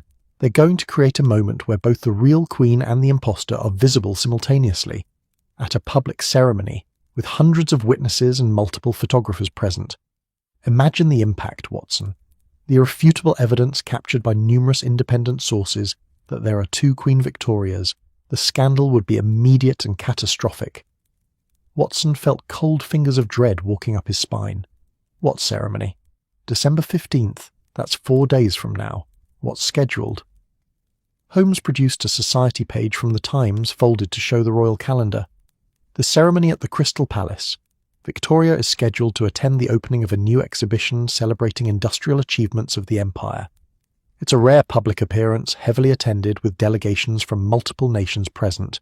The venue itself is significant. The Crystal Palace, that monument to Victorian achievement, literally made of glass and iron, transparent and supposedly incorruptible. What better stage for demonstrating that even the most solid-seeming institutions are built on foundations that can be undermined? "We have to warn the palace," Watson said immediately, "cancel the ceremony, increase security," "and accomplish precisely what the conspirators hope for," Holmes interrupted. "Think, Watson. If we cancel the ceremony based on vague warnings about impostors and conspiracies, what does that communicate? That the Crown is frightened, uncertain, vulnerable. The damage to public confidence might be as severe as if the conspiracy succeeded. Worse, it alerts our conspirators that we're onto them, giving them the opportunity to either accelerate their plans or scatter and attempt again later with improved methods. Then what do you propose? We can't simply allow them to proceed." Holmes turned from the window, and there was something almost frightening in his expression. A cold calculation mixed with theatrical appreciation for the audacity of what they faced. "We allow them to proceed, but on our terms. We identify every conspirator, we secure Marie Archambault as witness, and at the crucial moment, we expose the conspiracy in such a way that it destroys itself. We turn their theatrical performance into their public execution, metaphorically speaking, of course. That's extraordinarily risky. Yes, but it's also the only approach that guarantees we capture everyone involved. These people have spent over a year planning this operation. They have resources, backup, plans and escape routes. If we simply arrest the individuals we've identified, we'll never uncover the full extent of the network. But if we let them commit themselves fully, if we allow them to gather at the moment of their supposed triumph," Holmes's smile was sharp enough to cut, "then we'll have them all together, caught in the act with witnesses and evidence so overwhelming that no amount of diplomatic manoeuvring can save them." Watson absorbed this, recognizing the logic even as he felt the weight of what Holmes proposed. "We'll need help. We can't manage this alone. The security arrangements, the counter-operation, everything." "Agreed. Which is why I've already sent word to Mycroft." Holmes gestured to a telegram form on the desk. "My brother has the necessary connections and the ability to operate with appropriate discretion. By now he's already mobilizing resources within the Home Office and arranging for trusted agents to be positioned at the Crystal Palace. We'll have our own observers, our own photographers, ready to document the conspiracy as it unfolds. And Marie Archambault, the woman they're using as an imposter? That's our morning's work. We need her testimony, but more importantly, we need to understand exactly how they've prepared her, what signals they're using, and how the substitution is meant to occur. She's the linchpin, Watson. Without her cooperation, the conspiracy collapses." They set out for Whitechapel as the city was fully waking, the streets filled with the determined bustle of people going about their business with the assumption that the world would continue much as it always had. Watson found himself looking at faces differently now, wondering how many of these ordinary Londoners had any sense of the forces working beneath the surface of their daily lives, the conspiracies and counter-conspiracies that shaped events they would only learn about through newspaper headlines. Whitechapel in daylight was marginally less threatening than Southwark at night, but only marginally. It was a neighbourhood where poverty and crime maintained an uneasy coexistence with struggling respectability, where honest workers lived beside criminals, and no one asked too many questions about their neighbour's business. Dorset Street itself had a reputation even within Whitechapel, a place where bad things happened and good people learned not to notice. Number 42 stood above a chandler's shop that appeared to be barely surviving, its windows dusty and its stock sparse. The building itself was narrow and crooked, leaning slightly as if tired of remaining upright. Holmes studied it from across the street, his keen eyes noting details Watson could only guess at. The curtained windows on the second floor, the separate entrance to the upper rooms, the sight lines from surrounding buildings. "Richter's watchers will be positioned to observe the entrance," Holmes murmured. "We need a different approach. Watson, you'll enter. Through the shop as a customer seeking candles. Chat with the proprietor. He's likely been paid to maintain ignorance about his upstairs tenant. I'll find alternative access to the upper floor while you're providing distraction. And if Richter's men interfere..." Holmes patted his coat pocket where the revolver resided.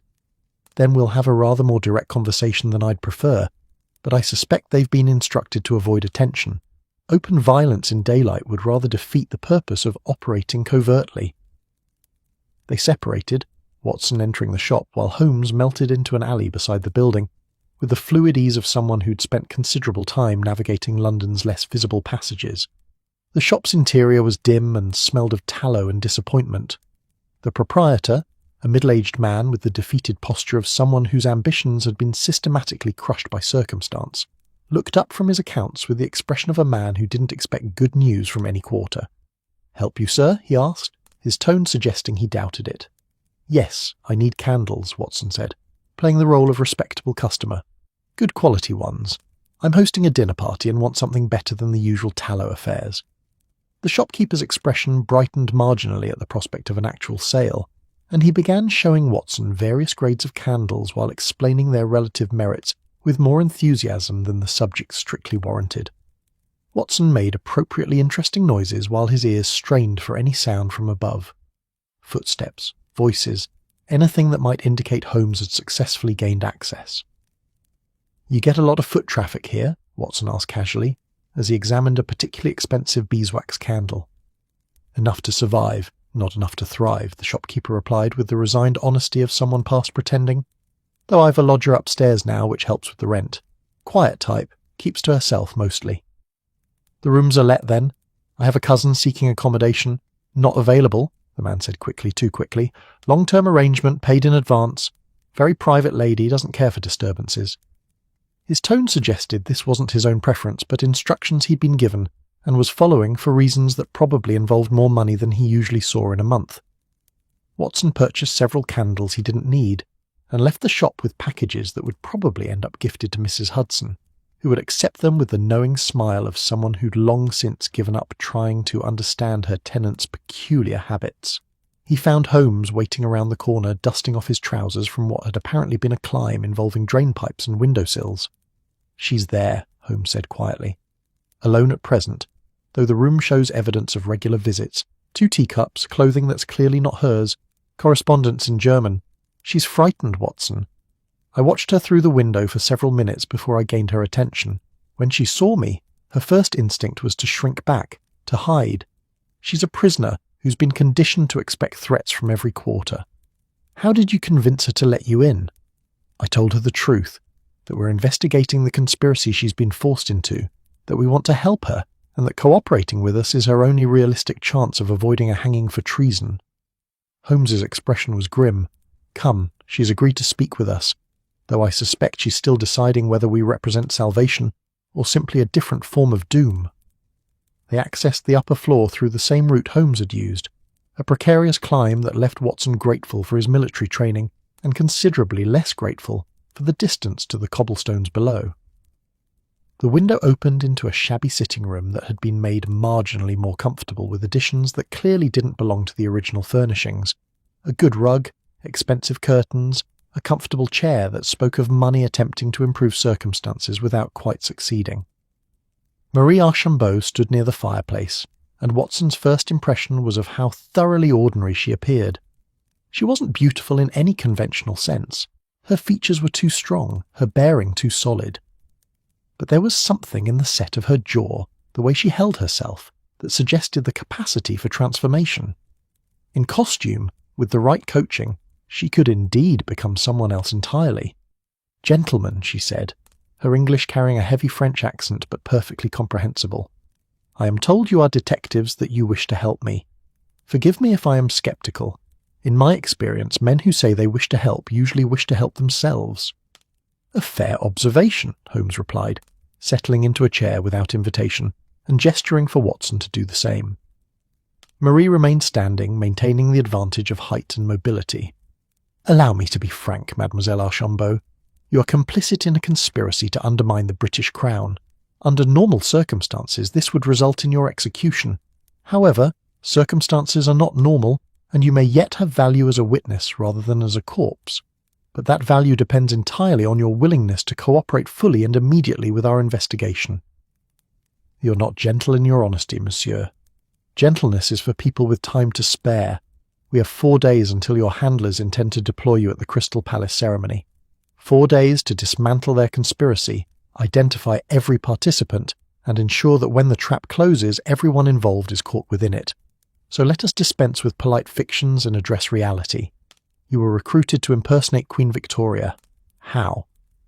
Marie moved to the window, looking out at the street, below with the wariness of someone who expected danger to arrive at any moment.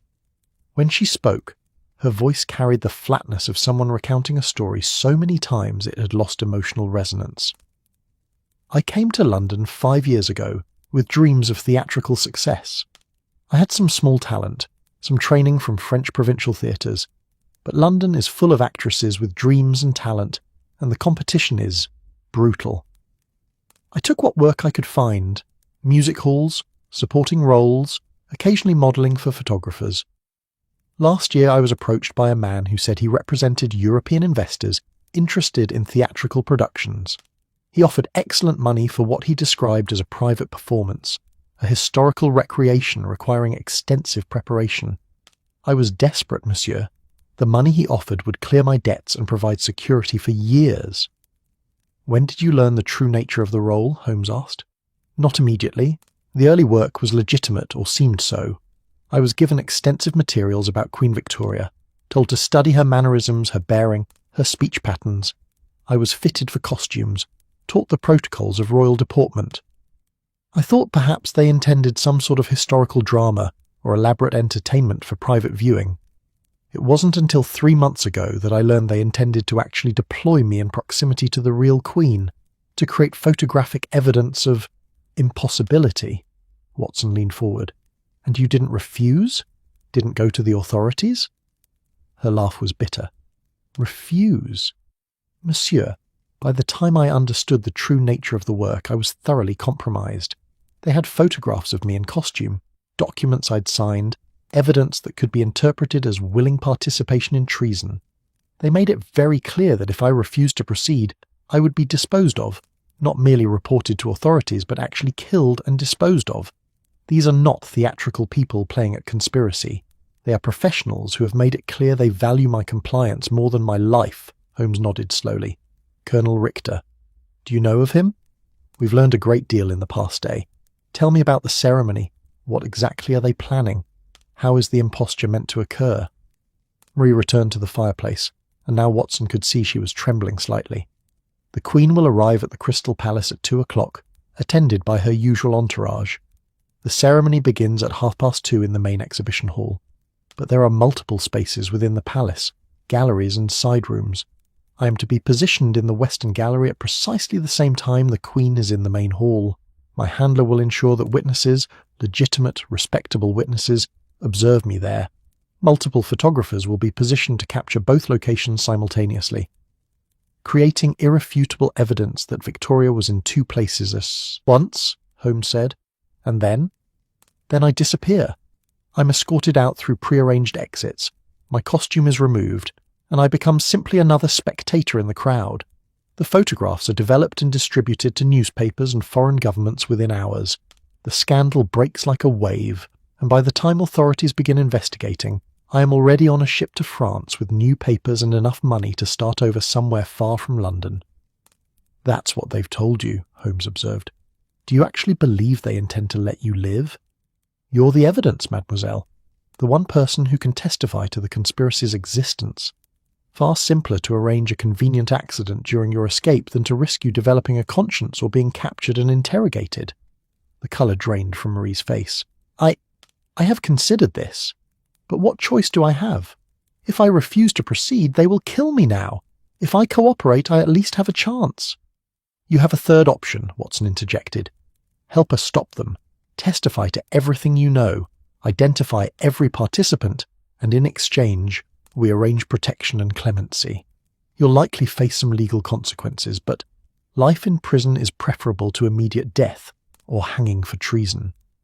She studied them for a long moment, her expression cycling through hope, fear, calculation, and finally resignation. What would you have me do? Holmes stood and began pacing, his mind clearly racing through scenarios and possibilities.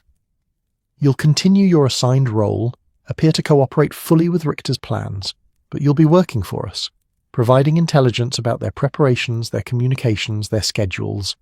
On the day of the ceremony, you'll proceed as instructed until the crucial moment, and then you'll deviate from the script in a way that exposes the conspiracy rather than completing it. How? Marie asked. They'll be watching me constantly. My handler never leaves me alone during operations. Your handler will be occupied with more pressing concerns, Holmes replied with that unsettling smile. We'll arrange distractions, create chaos at precisely orchestrated moments. You need only do one thing. When you're positioned in the Western Gallery and witnesses are observing you, you'll drop the performance entirely. Remove some essential element of your costume. Speak in your natural accent. Make it absolutely clear that you are not and never were Queen Victoria. Do this in front of the photographers they've positioned, in front of the witnesses they've arranged. Turn their own evidence against them. They'll kill me, she whispered. They'll try, Holmes acknowledged, which is why Dr. Watson and I will be there, along with agents from the Home Office positioned throughout the palace. The moment you break character, we move in, arrest Richter, secure the photographers, detain everyone involved in the operation. You'll be in danger for perhaps 30 seconds, which is admittedly 30 seconds longer than anyone would prefer, but it's the only way to catch them all with incontrovertible proof of their intentions. Watson watched the woman process this, saw her weighing survival against different forms of doom, saw her arrive at the conclusion that cooperation was her least terrible option. You'll protect me? Truly? We'll do everything in our power, Watson said, and meant it. She was complicit, yes, but also a victim of circumstances and desperate choices. But you must tell us everything, everyone you've met, every location you've been taken to, every detail of their plans. For the next 2 hours they questioned her exhaustively. She described her handler, a man named Schmidt who spoke German and French and maintained a cold professional demeanour at all times. She identified the photographers who'd been working with her, including Graves. She detailed the safe houses where she'd been kept, the coaches used to transport her, the signals and codes employed to coordinate movements. She also described the costume with remarkable precision. Every garment, every accessory, every detail designed to make her appearance match photographs of Victoria in her ceremonial dress. The costume itself was a masterwork of research and craftsmanship, incorporating elements that would only be visible in close observation or detailed photographs. The exact weave of fabric, the precise placement of royal insignia, even jewellery pieces that had been created to match Victoria's known collection. They've thought of everything, Marie said with something like professional admiration. Every angle, every possibility. If I succeed in the performance, the evidence will be overwhelming. Multiple independent witnesses, photographs from several sources, testimonies that can't easily be dismissed as hallucination or mistake. It's almost beautiful in its completeness. It's certainly thorough, Holmes agreed, which makes our counter-operation all the more delicate. We need to maintain the appearance of ignorance while positioning ourselves to strike at the precise moment. Watson, you'll need to draft a comprehensive report for Mycroft immediately. Every detail Mademoiselle Archambault has provided needs to reach him within hours.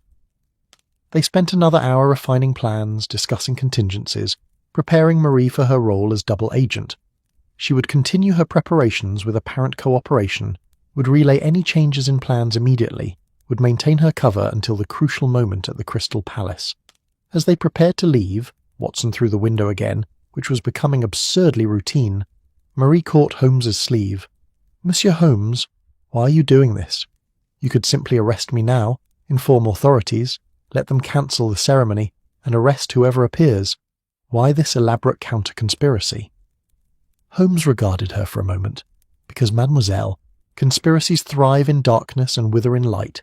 If we simply shut down this operation, the conspirators scatter, reform, and try again with improved methods.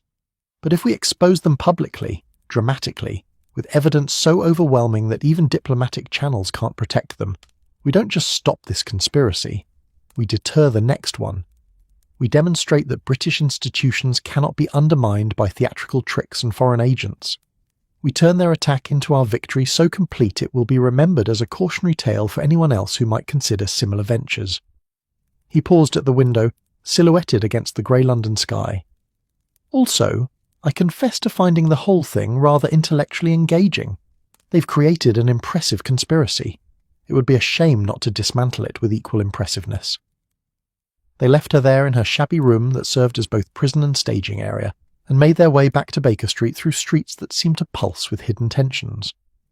Watson's mind was full of plans and contingencies, of the 1,000 things that could go wrong with their counter-operation, of the very real possibility that in 4 days they would either save the monarchy or precipitate exactly the scandal the conspirators intended. "Holmes," he said as their cab rattled toward more respectable neighbourhoods, "are we certain this will work? The risk seems extraordinary." "The risk is extraordinary," Holmes agreed, "but the alternative, allowing them to succeed through our caution, or driving them underground through premature action, those alternatives are worse. We're committed now, Watson. 4 days until Crystal Palace. 4 days to prepare the trap that will catch our conspirators and prove that even in an age of photographic evidence and theatrical deception, truth can still prevail." He stared out at the passing city, and Watson followed his gaze, seeing London as Holmes must see it, a vast stage where countless dramas played out simultaneously, where conspiracies and counter-conspiracies wove through the daily life of millions who went about their business in blessed ignorance. 4 days, and then the performance would begin. December the 15th arrived with the sort of crystalline clarity that London reserved for its most significant days, as if the weather itself understood the importance of what was about to unfold.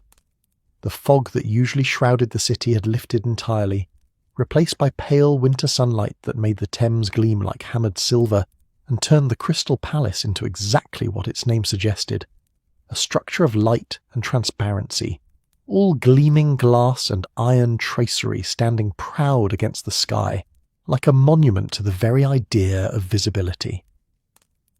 Watson had slept poorly for the 4th night in succession, his dreams full of doubled queens and shattering glass, of photographs that moved and breathed and accused. He'd risen before dawn to find Holmes already, awake, or perhaps still awake from the previous night, it was difficult to tell, standing at the window of Baker Street with a cup of coffee gone cold in his hand, staring out at the lightening sky with an expression of intense concentration. "Everything is in place?" Watson asked, though he knew Holmes would have verified this multiple times already. "Everything that can be placed is in place," Holmes replied without turning. "Mycroft has positioned Home Office agents throughout the Crystal Palace, disguised as staff, security, even as members of the various national delegations. Our own photographers are ready with equipment that matches what the conspirators will be using. We'll have our own independent record of everything that occurs. Marie Archambault has been in contact with her handler as scheduled, showing no sign of wavering. Richter and his associates remain unaware that we know their plans. On paper, Watson, our counter-operation is flawless. And in reality..." Now Holmes did turn, and there was something almost vulnerable in his expression, a rare moment of uncertainty from a man who usually radiated absolute confidence. "In reality, we're about to conduct an experiment in controlled chaos, 1,000 variables, any one of which could cascade into disaster. If Marie loses her nerve, if Richter suspects the trap, if any of our own agents are identified prematurely, if the timing is off by even seconds..." He trailed off, then seemed to shake himself. "But dwelling on potential failures is profoundly unhelpful. Come, Watson, we have a conspiracy to thwart and a monarchy to save. Try not to look quite so much like a man preparing for surgery without anaesthetic. It undermines the confident facade we're meant to project." They dressed with particular care. This was, after all, a royal ceremony, and appearing as anything less than respectable would draw exactly the sort of attention they wished to avoid. Watson checked his service revolver twice, a nervous habit from his military days that Holmes observed with wry amusement, but didn't comment on. By 9 o'clock they were in a cab heading south towards Sydenham Hill, where the Crystal Palace stood, waiting like a stage set for the drama about to unfold. The palace itself was even more impressive up close than from a distance, a vast cathedral of glass and iron that seemed to defy the laws of physics and good sense in equal measure. It had been rebuilt here after the original Great Exhibition, transformed from temporary pavilion to permanent monument, and it sprawled across the hilltop like a crystallized dream of Victorian ambition. Today it was bedecked with flags and bunting, with ceremonial guards at every entrance and crowds already gathering despite the ceremony being hours away. The spectacle of royal appearance drew people like moths to gaslight, eager for that brush with history, that momentary proximity to power. Holmes had secured them positions as observers attached to the Home Office delegation, a convenient fiction that Mycroft had arranged with appropriate documentation. They were met at a side entrance by a young man whose nervous demeanour and quick, intelligent eyes marked him as one of Mycroft's agents, trying very hard to appear as if this were a routine assignment rather than a potential catastrophe in the making. "Mr. Holmes, Dr. Watson," he said quietly, ushering them into a service corridor away from the growing crowds. "Everything is proceeding on schedule. Her Majesty's entourage arrived 20 minutes ago and is currently in the royal retiring room. The Queen herself seems, well, as one might expect given her general disposition, melancholic but composed." "And our impostor?" Holmes asked. "Schmidt brought her in through the Eastern Service entrance at 8:30. She's currently sequestered in a storage room that's been converted to a preparation area. 3 agents have eyes on that location at all times. Richter himself arrived at 9, along with 2 men we believe are his security detail. They're positioned in the Western Gallery as planned." "Photographers?"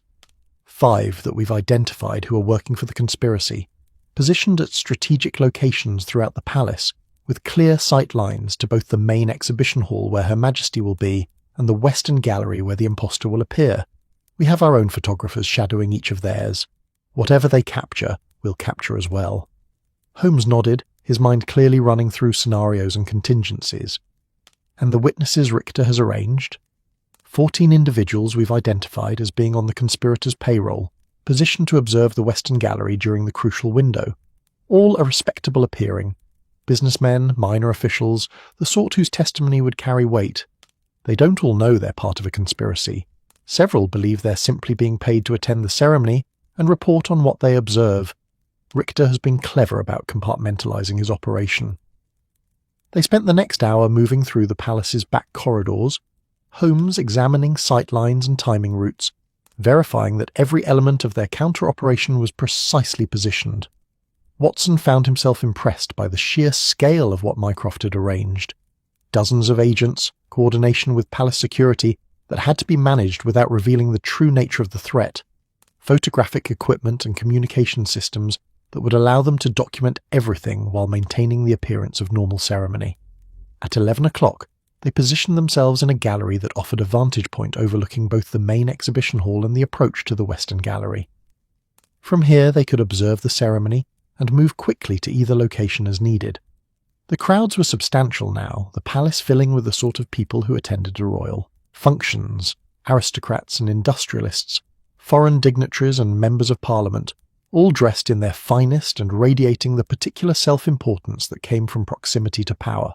Watson scanned the crowds, trying to identify which faces might belong to Richter's conspirators and which were simply ordinary attendees unaware of the drama about to unfold around them. It was impossible to tell, which was rather the point. The conspiracy had been designed to hide in plain sight, to use the apparatus of normal ceremony to achieve extraordinary deception. "There," Holmes murmured, and Watson followed his gaze to see a man of military bearing moving through the crowd with the confident ease of someone who belonged. Colonel Richter, presumably, middle-aged and prosperous-looking with the sort of face that inspired trust rather than suspicion. He was speaking to a photographer, gesturing toward the Western Gallery with the casual authority of someone arranging a business appointment, rather than plotting to undermine an empire. "He's very confident," Watson observed. "Why shouldn't he be? From his perspective, everything has proceeded flawlessly. He has his impostor prepared and positioned, his photographers ready, his witnesses arranged. In less than 3 hours, he'll create an impossible spectacle that will dominate headlines across Europe and seed doubt about Victoria's legitimacy that will take decades to fully dispel. It's an audacious plan, and up until this moment it's worked perfectly." You almost sound admiring. "I admire Watson, even in service of causes I oppose. Richter has orchestrated something remarkable. The tragedy, for him, is that he doesn't know we've orchestrated something even more remarkable in response." At 1:30 the ceremony's commencement was announced, and the crowds began moving toward their designated viewing areas. The main exhibition hall was a vast space beneath the palace's central transept, where industrial achievements and imperial acquisitions were displayed with equal pride. Today it had been arranged for royal reception, with a dais at one end where Victoria would preside, and galleries surrounding it, where observers could watch the proceedings. Watson felt his pulse quicken as the royal fanfare sounded. This was it. The beginning of the performance within the performance, the moment when two interlocking dramas would begin their collision course. Victoria entered to applause, and Watson was struck, as always, by how small she appeared in person, a diminutive figure in elaborate black dress, moving with the careful dignity of someone for whom every gesture was observed and interpreted. Her face bore that familiar expression of weary authority, touched by perpetual mourning but composed into the mask of monarchy. She ascended the dais with assistance, settling into her chair with the deliberate care of someone whose body no longer quite cooperated with their will. The ceremony proper began. Speeches of welcome, presentations from various dignitaries, the sort of formal pageantry that was simultaneously tedious and historically significant. Watson forced himself to pay attention, while also keeping one eye on the corridors leading to the Western Gallery. According to their intelligence, Marie Archambault would be moved into position at precisely 2:15, giving her 15 minutes in the gallery, while Victoria remained visible in the main hall. At 2 o'clock, Holmes tensed beside him. Movement, Eastern Corridor, that's Schmidt with our imposter. Watson looked and caught a glimpse of figures moving through a service passage, a woman in royal dress, heavily veiled, accompanied by a stern-looking man who had to be her handler. They disappeared into the Western Gallery, and Watson could imagine Marie's terror in that moment, preparing to step onto a stage where discovery meant death and cooperation meant complicity in treason. "The photographers are moving into position," Holmes observed, his voice tight with concentration. Richter's team in the Western Gallery, others positioned to capture both locations simultaneously. This is when they'll create their evidence. The next 15 minutes will determine whether their conspiracy succeeds or destroys itself. They moved quickly, but not suspiciously, through the crowds, making their way toward the Western Gallery while maintaining the appearance of simple observers changing vantage points. The gallery itself was a smaller space, intended for displaying scientific instruments and technological innovations. Today it was moderately crowded with spectators who'd either sought a less congested viewing area or, in the case of Richter's arranged witnesses, had been specifically directed here. And there, standing before a display of electrical equipment, was a figure in royal dress who might have been Victoria herself if one didn't look too closely. Marie had transformed herself completely. The posture, the bearing, even the characteristic melancholic set of features had been captured with remarkable accuracy. She stood with her back partially to the crowd, examining the display with apparent interest, while remaining sufficiently visible that observers could identify her. Watson heard the murmurs beginning around him. "Is that Her Majesty? But she's in the main hall, I just saw her there. Perhaps she slipped away briefly? No, that's impossible. The ceremony's ongoing." The confusion was exactly what the conspirators wanted, the seed of doubt that would blossom into scandal once the photographs were published and compared. Watson could see the photographers at work, Richter's operatives capturing Marie from multiple angles while trying to appear casual, building their archive of impossible evidence. Holmes was counting under his breath, watching a pocket watch with intense focus. 30 seconds, he murmured. She needs to hold for 30 seconds more, and then Marie turned slightly, and Watson saw her face clearly for the first time. Beneath the makeup and the practiced expression, he could see her terror, see her calculating the moment when she would shatter the illusion and trust that Holmes's promised protection would materialize quickly enough to save her life. "Now," Holmes said quietly, and Watson saw Marie's entire demeanor shift. She reached up and removed the small crown piece from her elaborately styled hair, then pulled away the veil that had partially obscured her features. When she spoke, her voice was loud enough to carry through the gallery, and unmistakably French accented. "Ladies and gentlemen, I must tell you the truth. I am not Queen Victoria. I am Marie Archambault, an actress, and I have been forced to impersonate Her Majesty as part of a criminal conspiracy to undermine the British crown." The reaction was immediate and chaotic. Witnesses gasped and stepped back.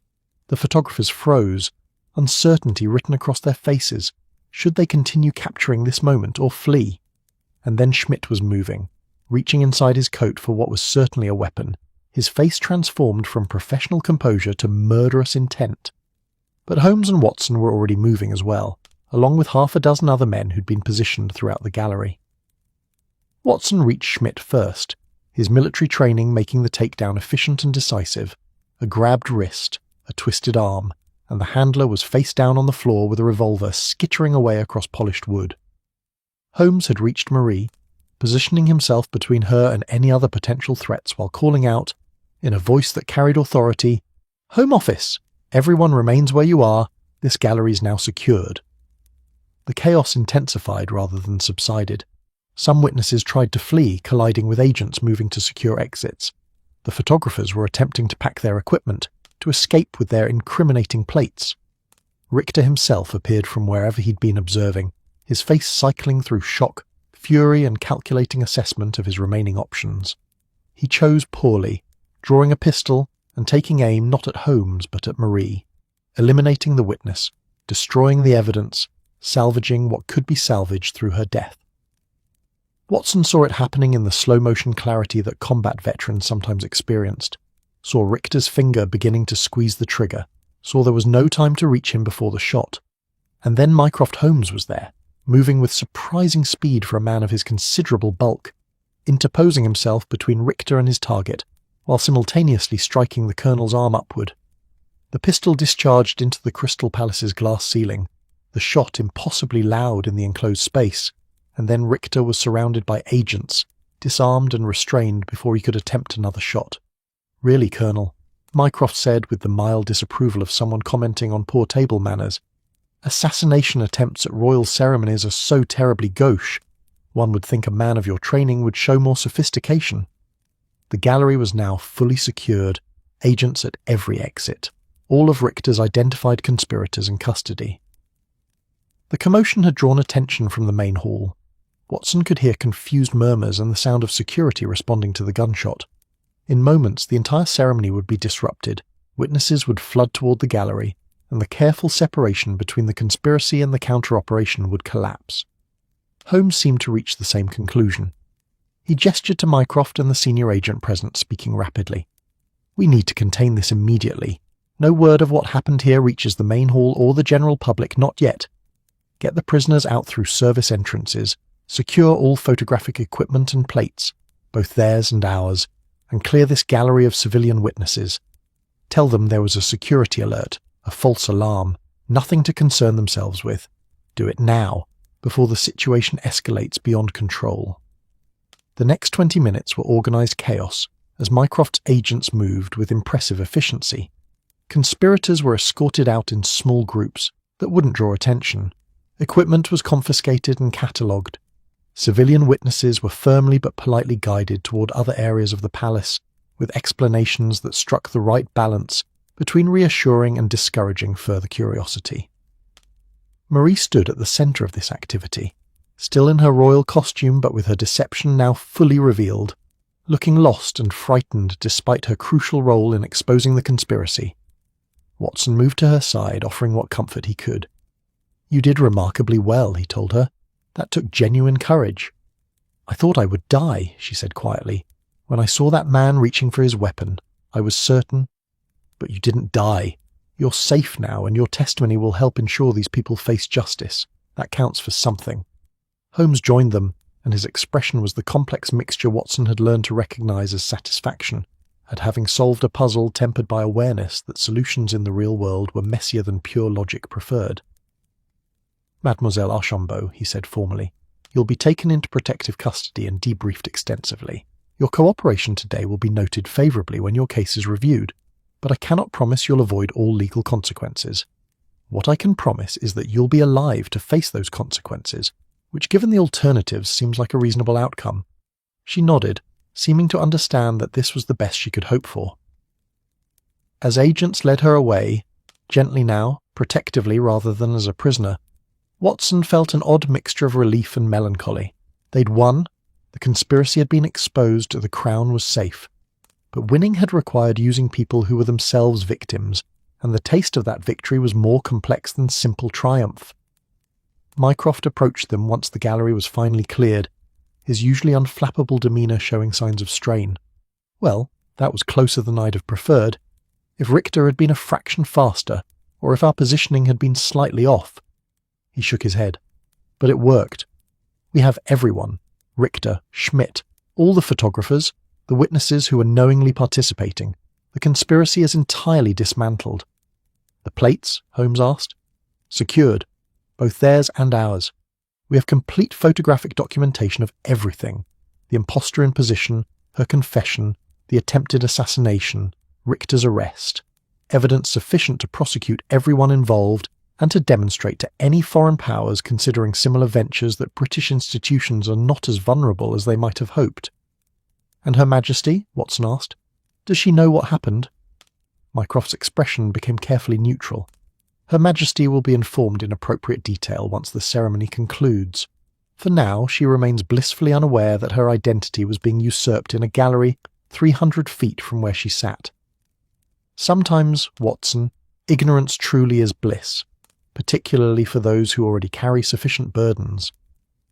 They remained at the Crystal Palace for several more hours as the investigation continued, as statements were taken and evidence catalogued, and the machinery of official response ground into motion. The ceremony itself concluded without further incident, Victoria departing unaware that she'd been at the centre of a conspiracy that had very nearly succeeded. The crowds dispersed gradually, gossiping about the brief commotion, but accepting the official explanation of a minor security alert that had been swiftly resolved. By evening, when Holmes and Watson finally returned to Baker Street, the winter darkness had fallen completely, and London had resumed its usual rhythms as if nothing extraordinary had occurred. The newspapers would carry stories about the ceremony tomorrow, about Victoria's successful appearance and the impressive exhibits on display. There would be no mention of impostors or conspiracies, no photographs of doubled queens creating impossible scandals. History would record December 15th, 1887, as a routine ceremonial occasion, slightly tedious perhaps, but entirely unremarkable, which was exactly the outcome they'd fought for, the preservation of normalcy, the maintenance of the illusion that institutions were stable and authority was secure. It wasn't as dramatic as exposing everything publicly would have been, but it was more effective in achieving the actual goal of protecting the crown and deterring future conspiracies. Holmes settled into his armchair with evident relief, reaching for his pipe with the contentment of a man who'd completed a satisfying puzzle. Well, Watson, I think we can consider that case closed. The conspiracy is dismantled, the conspirators are in custody, and Victoria remains securely singular rather than mysteriously doubled. Watson poured himself a whisky.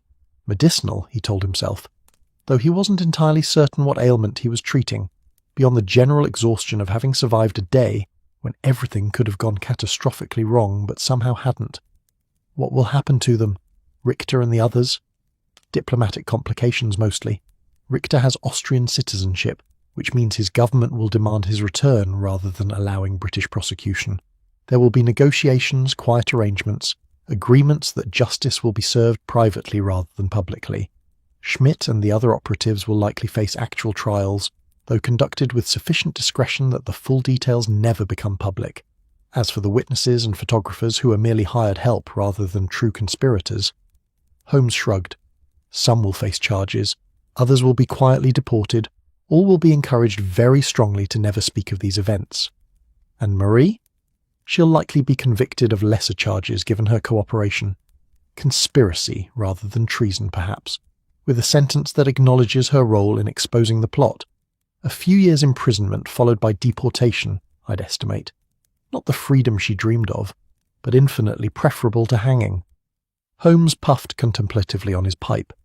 She was a victim of circumstances in many ways, but she also made choices. She accepted money to impersonate the Queen. However, gradually she learned the full implications. Justice must be served, even if tempered by mercy. They sat in comfortable silence for a while, the fire crackling softly and the city murmuring beyond their windows. Watson found his mind returning to the image of Marie in the Western Gallery that moment when she'd removed her crown and shattered the illusion, choosing uncertain survival over certain doom in service to a conspiracy she'd never fully believed in. "Holmes," he said finally, "what if we'd been wrong? What if our counter-operation had failed? If Richter had succeeded in shooting Marie, or if the photographs had been distributed before we could secure them? Would the scandal truly have been as catastrophic as everyone feared?" Holmes considered this, staring into the fire with that distant expression that suggested he was examining hypothetical scenarios with the same rigour he brought to actual evidence. "That's a truly interesting question, isn't it? Would photographs of Victoria in two places simultaneously actually undermine the monarchy, or would people simply dismiss them as frauds?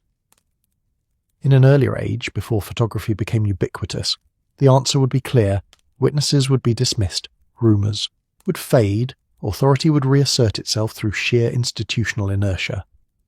But we live in a new age, Watson. Photography has taught people to trust images over testimony, to believe that cameras cannot lie. The conspiracy was betting that this trust in photographic evidence would override common sense and institutional loyalty. And would it have? Honestly, I don't know. We've prevented the experiment, which means we'll never know if their audacious plan would have worked. But the fact that it might have worked, that the possibility existed, tells us something troubling about the world we're entering. Reality is becoming negotiable, Watson. Truth is becoming a matter of which photographs one believes rather than which institutions one trusts. In such a world, conspiracies like Richter's become genuinely dangerous in ways that previous generations couldn't have imagined. Watson absorbed this, feeling the weight of it. They'd solved a mystery and prevented a conspiracy, but Holmes was suggesting they'd only glimpsed a larger problem: the vulnerability of truth itself in an age of mechanical reproduction and manipulated images. Rather depressing when you put it that way, he observed. Perhaps, but also fascinating.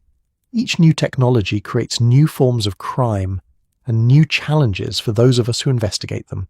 Photography has given us wonderful tools for documentation and evidence, but it's also given criminals new weapons.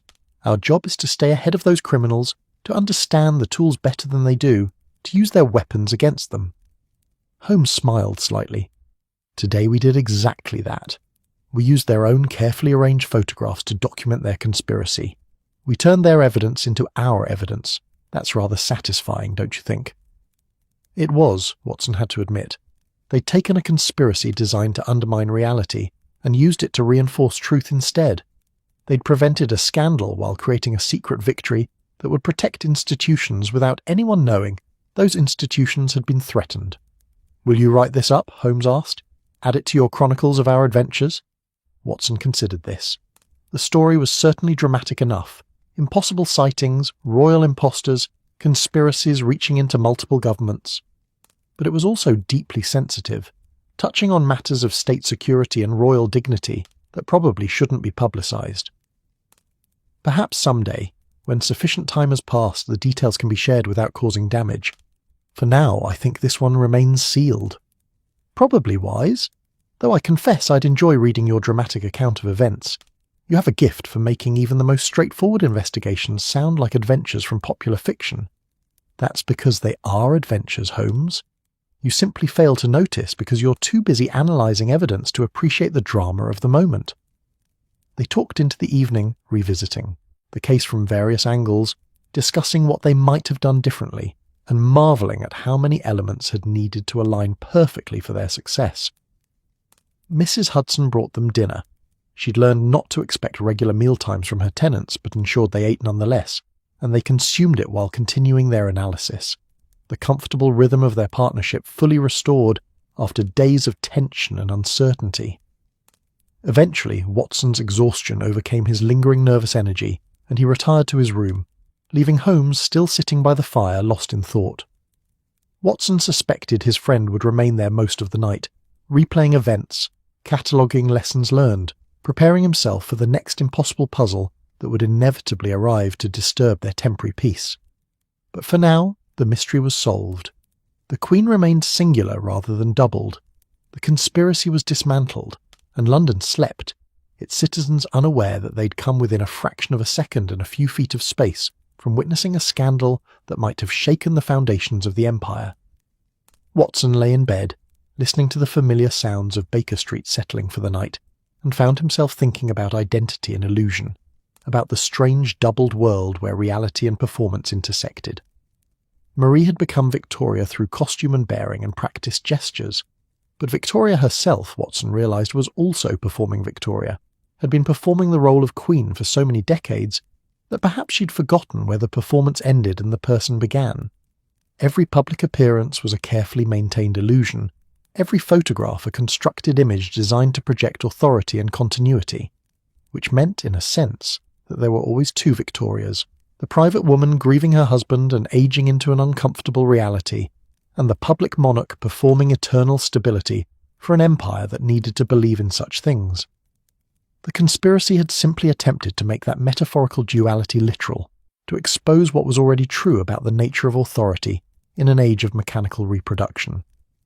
But they'd stopped it. They'd preserved the illusion that there was only one queen, only one truth, only one reality.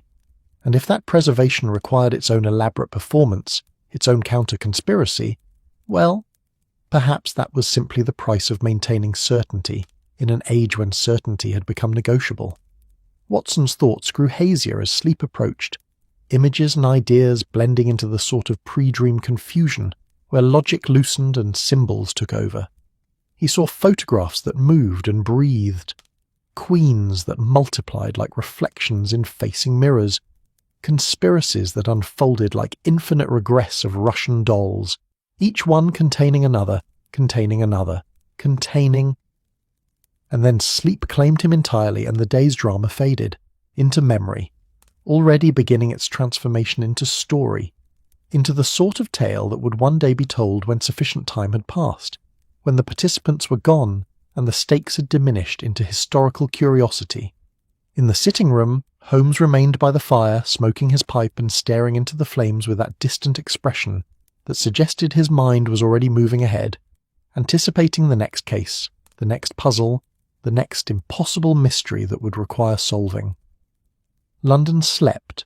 The Crystal Palace stood empty on its hilltop, its glass panes gleaming in moonlight like captured dreams. And in various cells and holding rooms across the city, conspirators waited to learn their fates, their audacious plan reduced to evidence and testimony, their impossible vision of doubled queens dissolved back into the singular certainty of authority maintained. The case of the Queen's doppelganger was closed, the mystery was solved, and if the solution revealed troubling truths about the nature of reality in an age of images and illusions, well, that was a problem for another day, another investigation, another story waiting to be told when the world was ready to hear it. For now, in the quiet hours before dawn, Baker Street held its peace, and two men who'd saved an empire without anyone knowing it needed saving, rested in the satisfaction of puzzles solved and disasters averted. The fog was returning, curling up from the Thames with its usual patient persistence, wrapping London in its familiar embrace. And somewhere in that fog-wrapped city, the next mystery was already forming, waiting for its moment to emerge and demand attention. But that was tomorrow's concern. Tonight, there was only silence and sleep, and the deep satisfaction of truth preserved against those who'd sought to make it negotiable. That's our story tonight. Perhaps you're drifting beneath the moonlit calm of Edinburgh, the warm ocean breeze of Fiji, the gentle city glow of Seoul, or the quiet evening charm of Ljubljana. If this tale brought you peace, like the episode and subscribe for more nights wrapped in calm and wonder. Let the world slow around you. Let your thoughts grow light. Let your dreams wander softly into the night. Sleep peacefully now, wherever you are in this wide and wondrous world.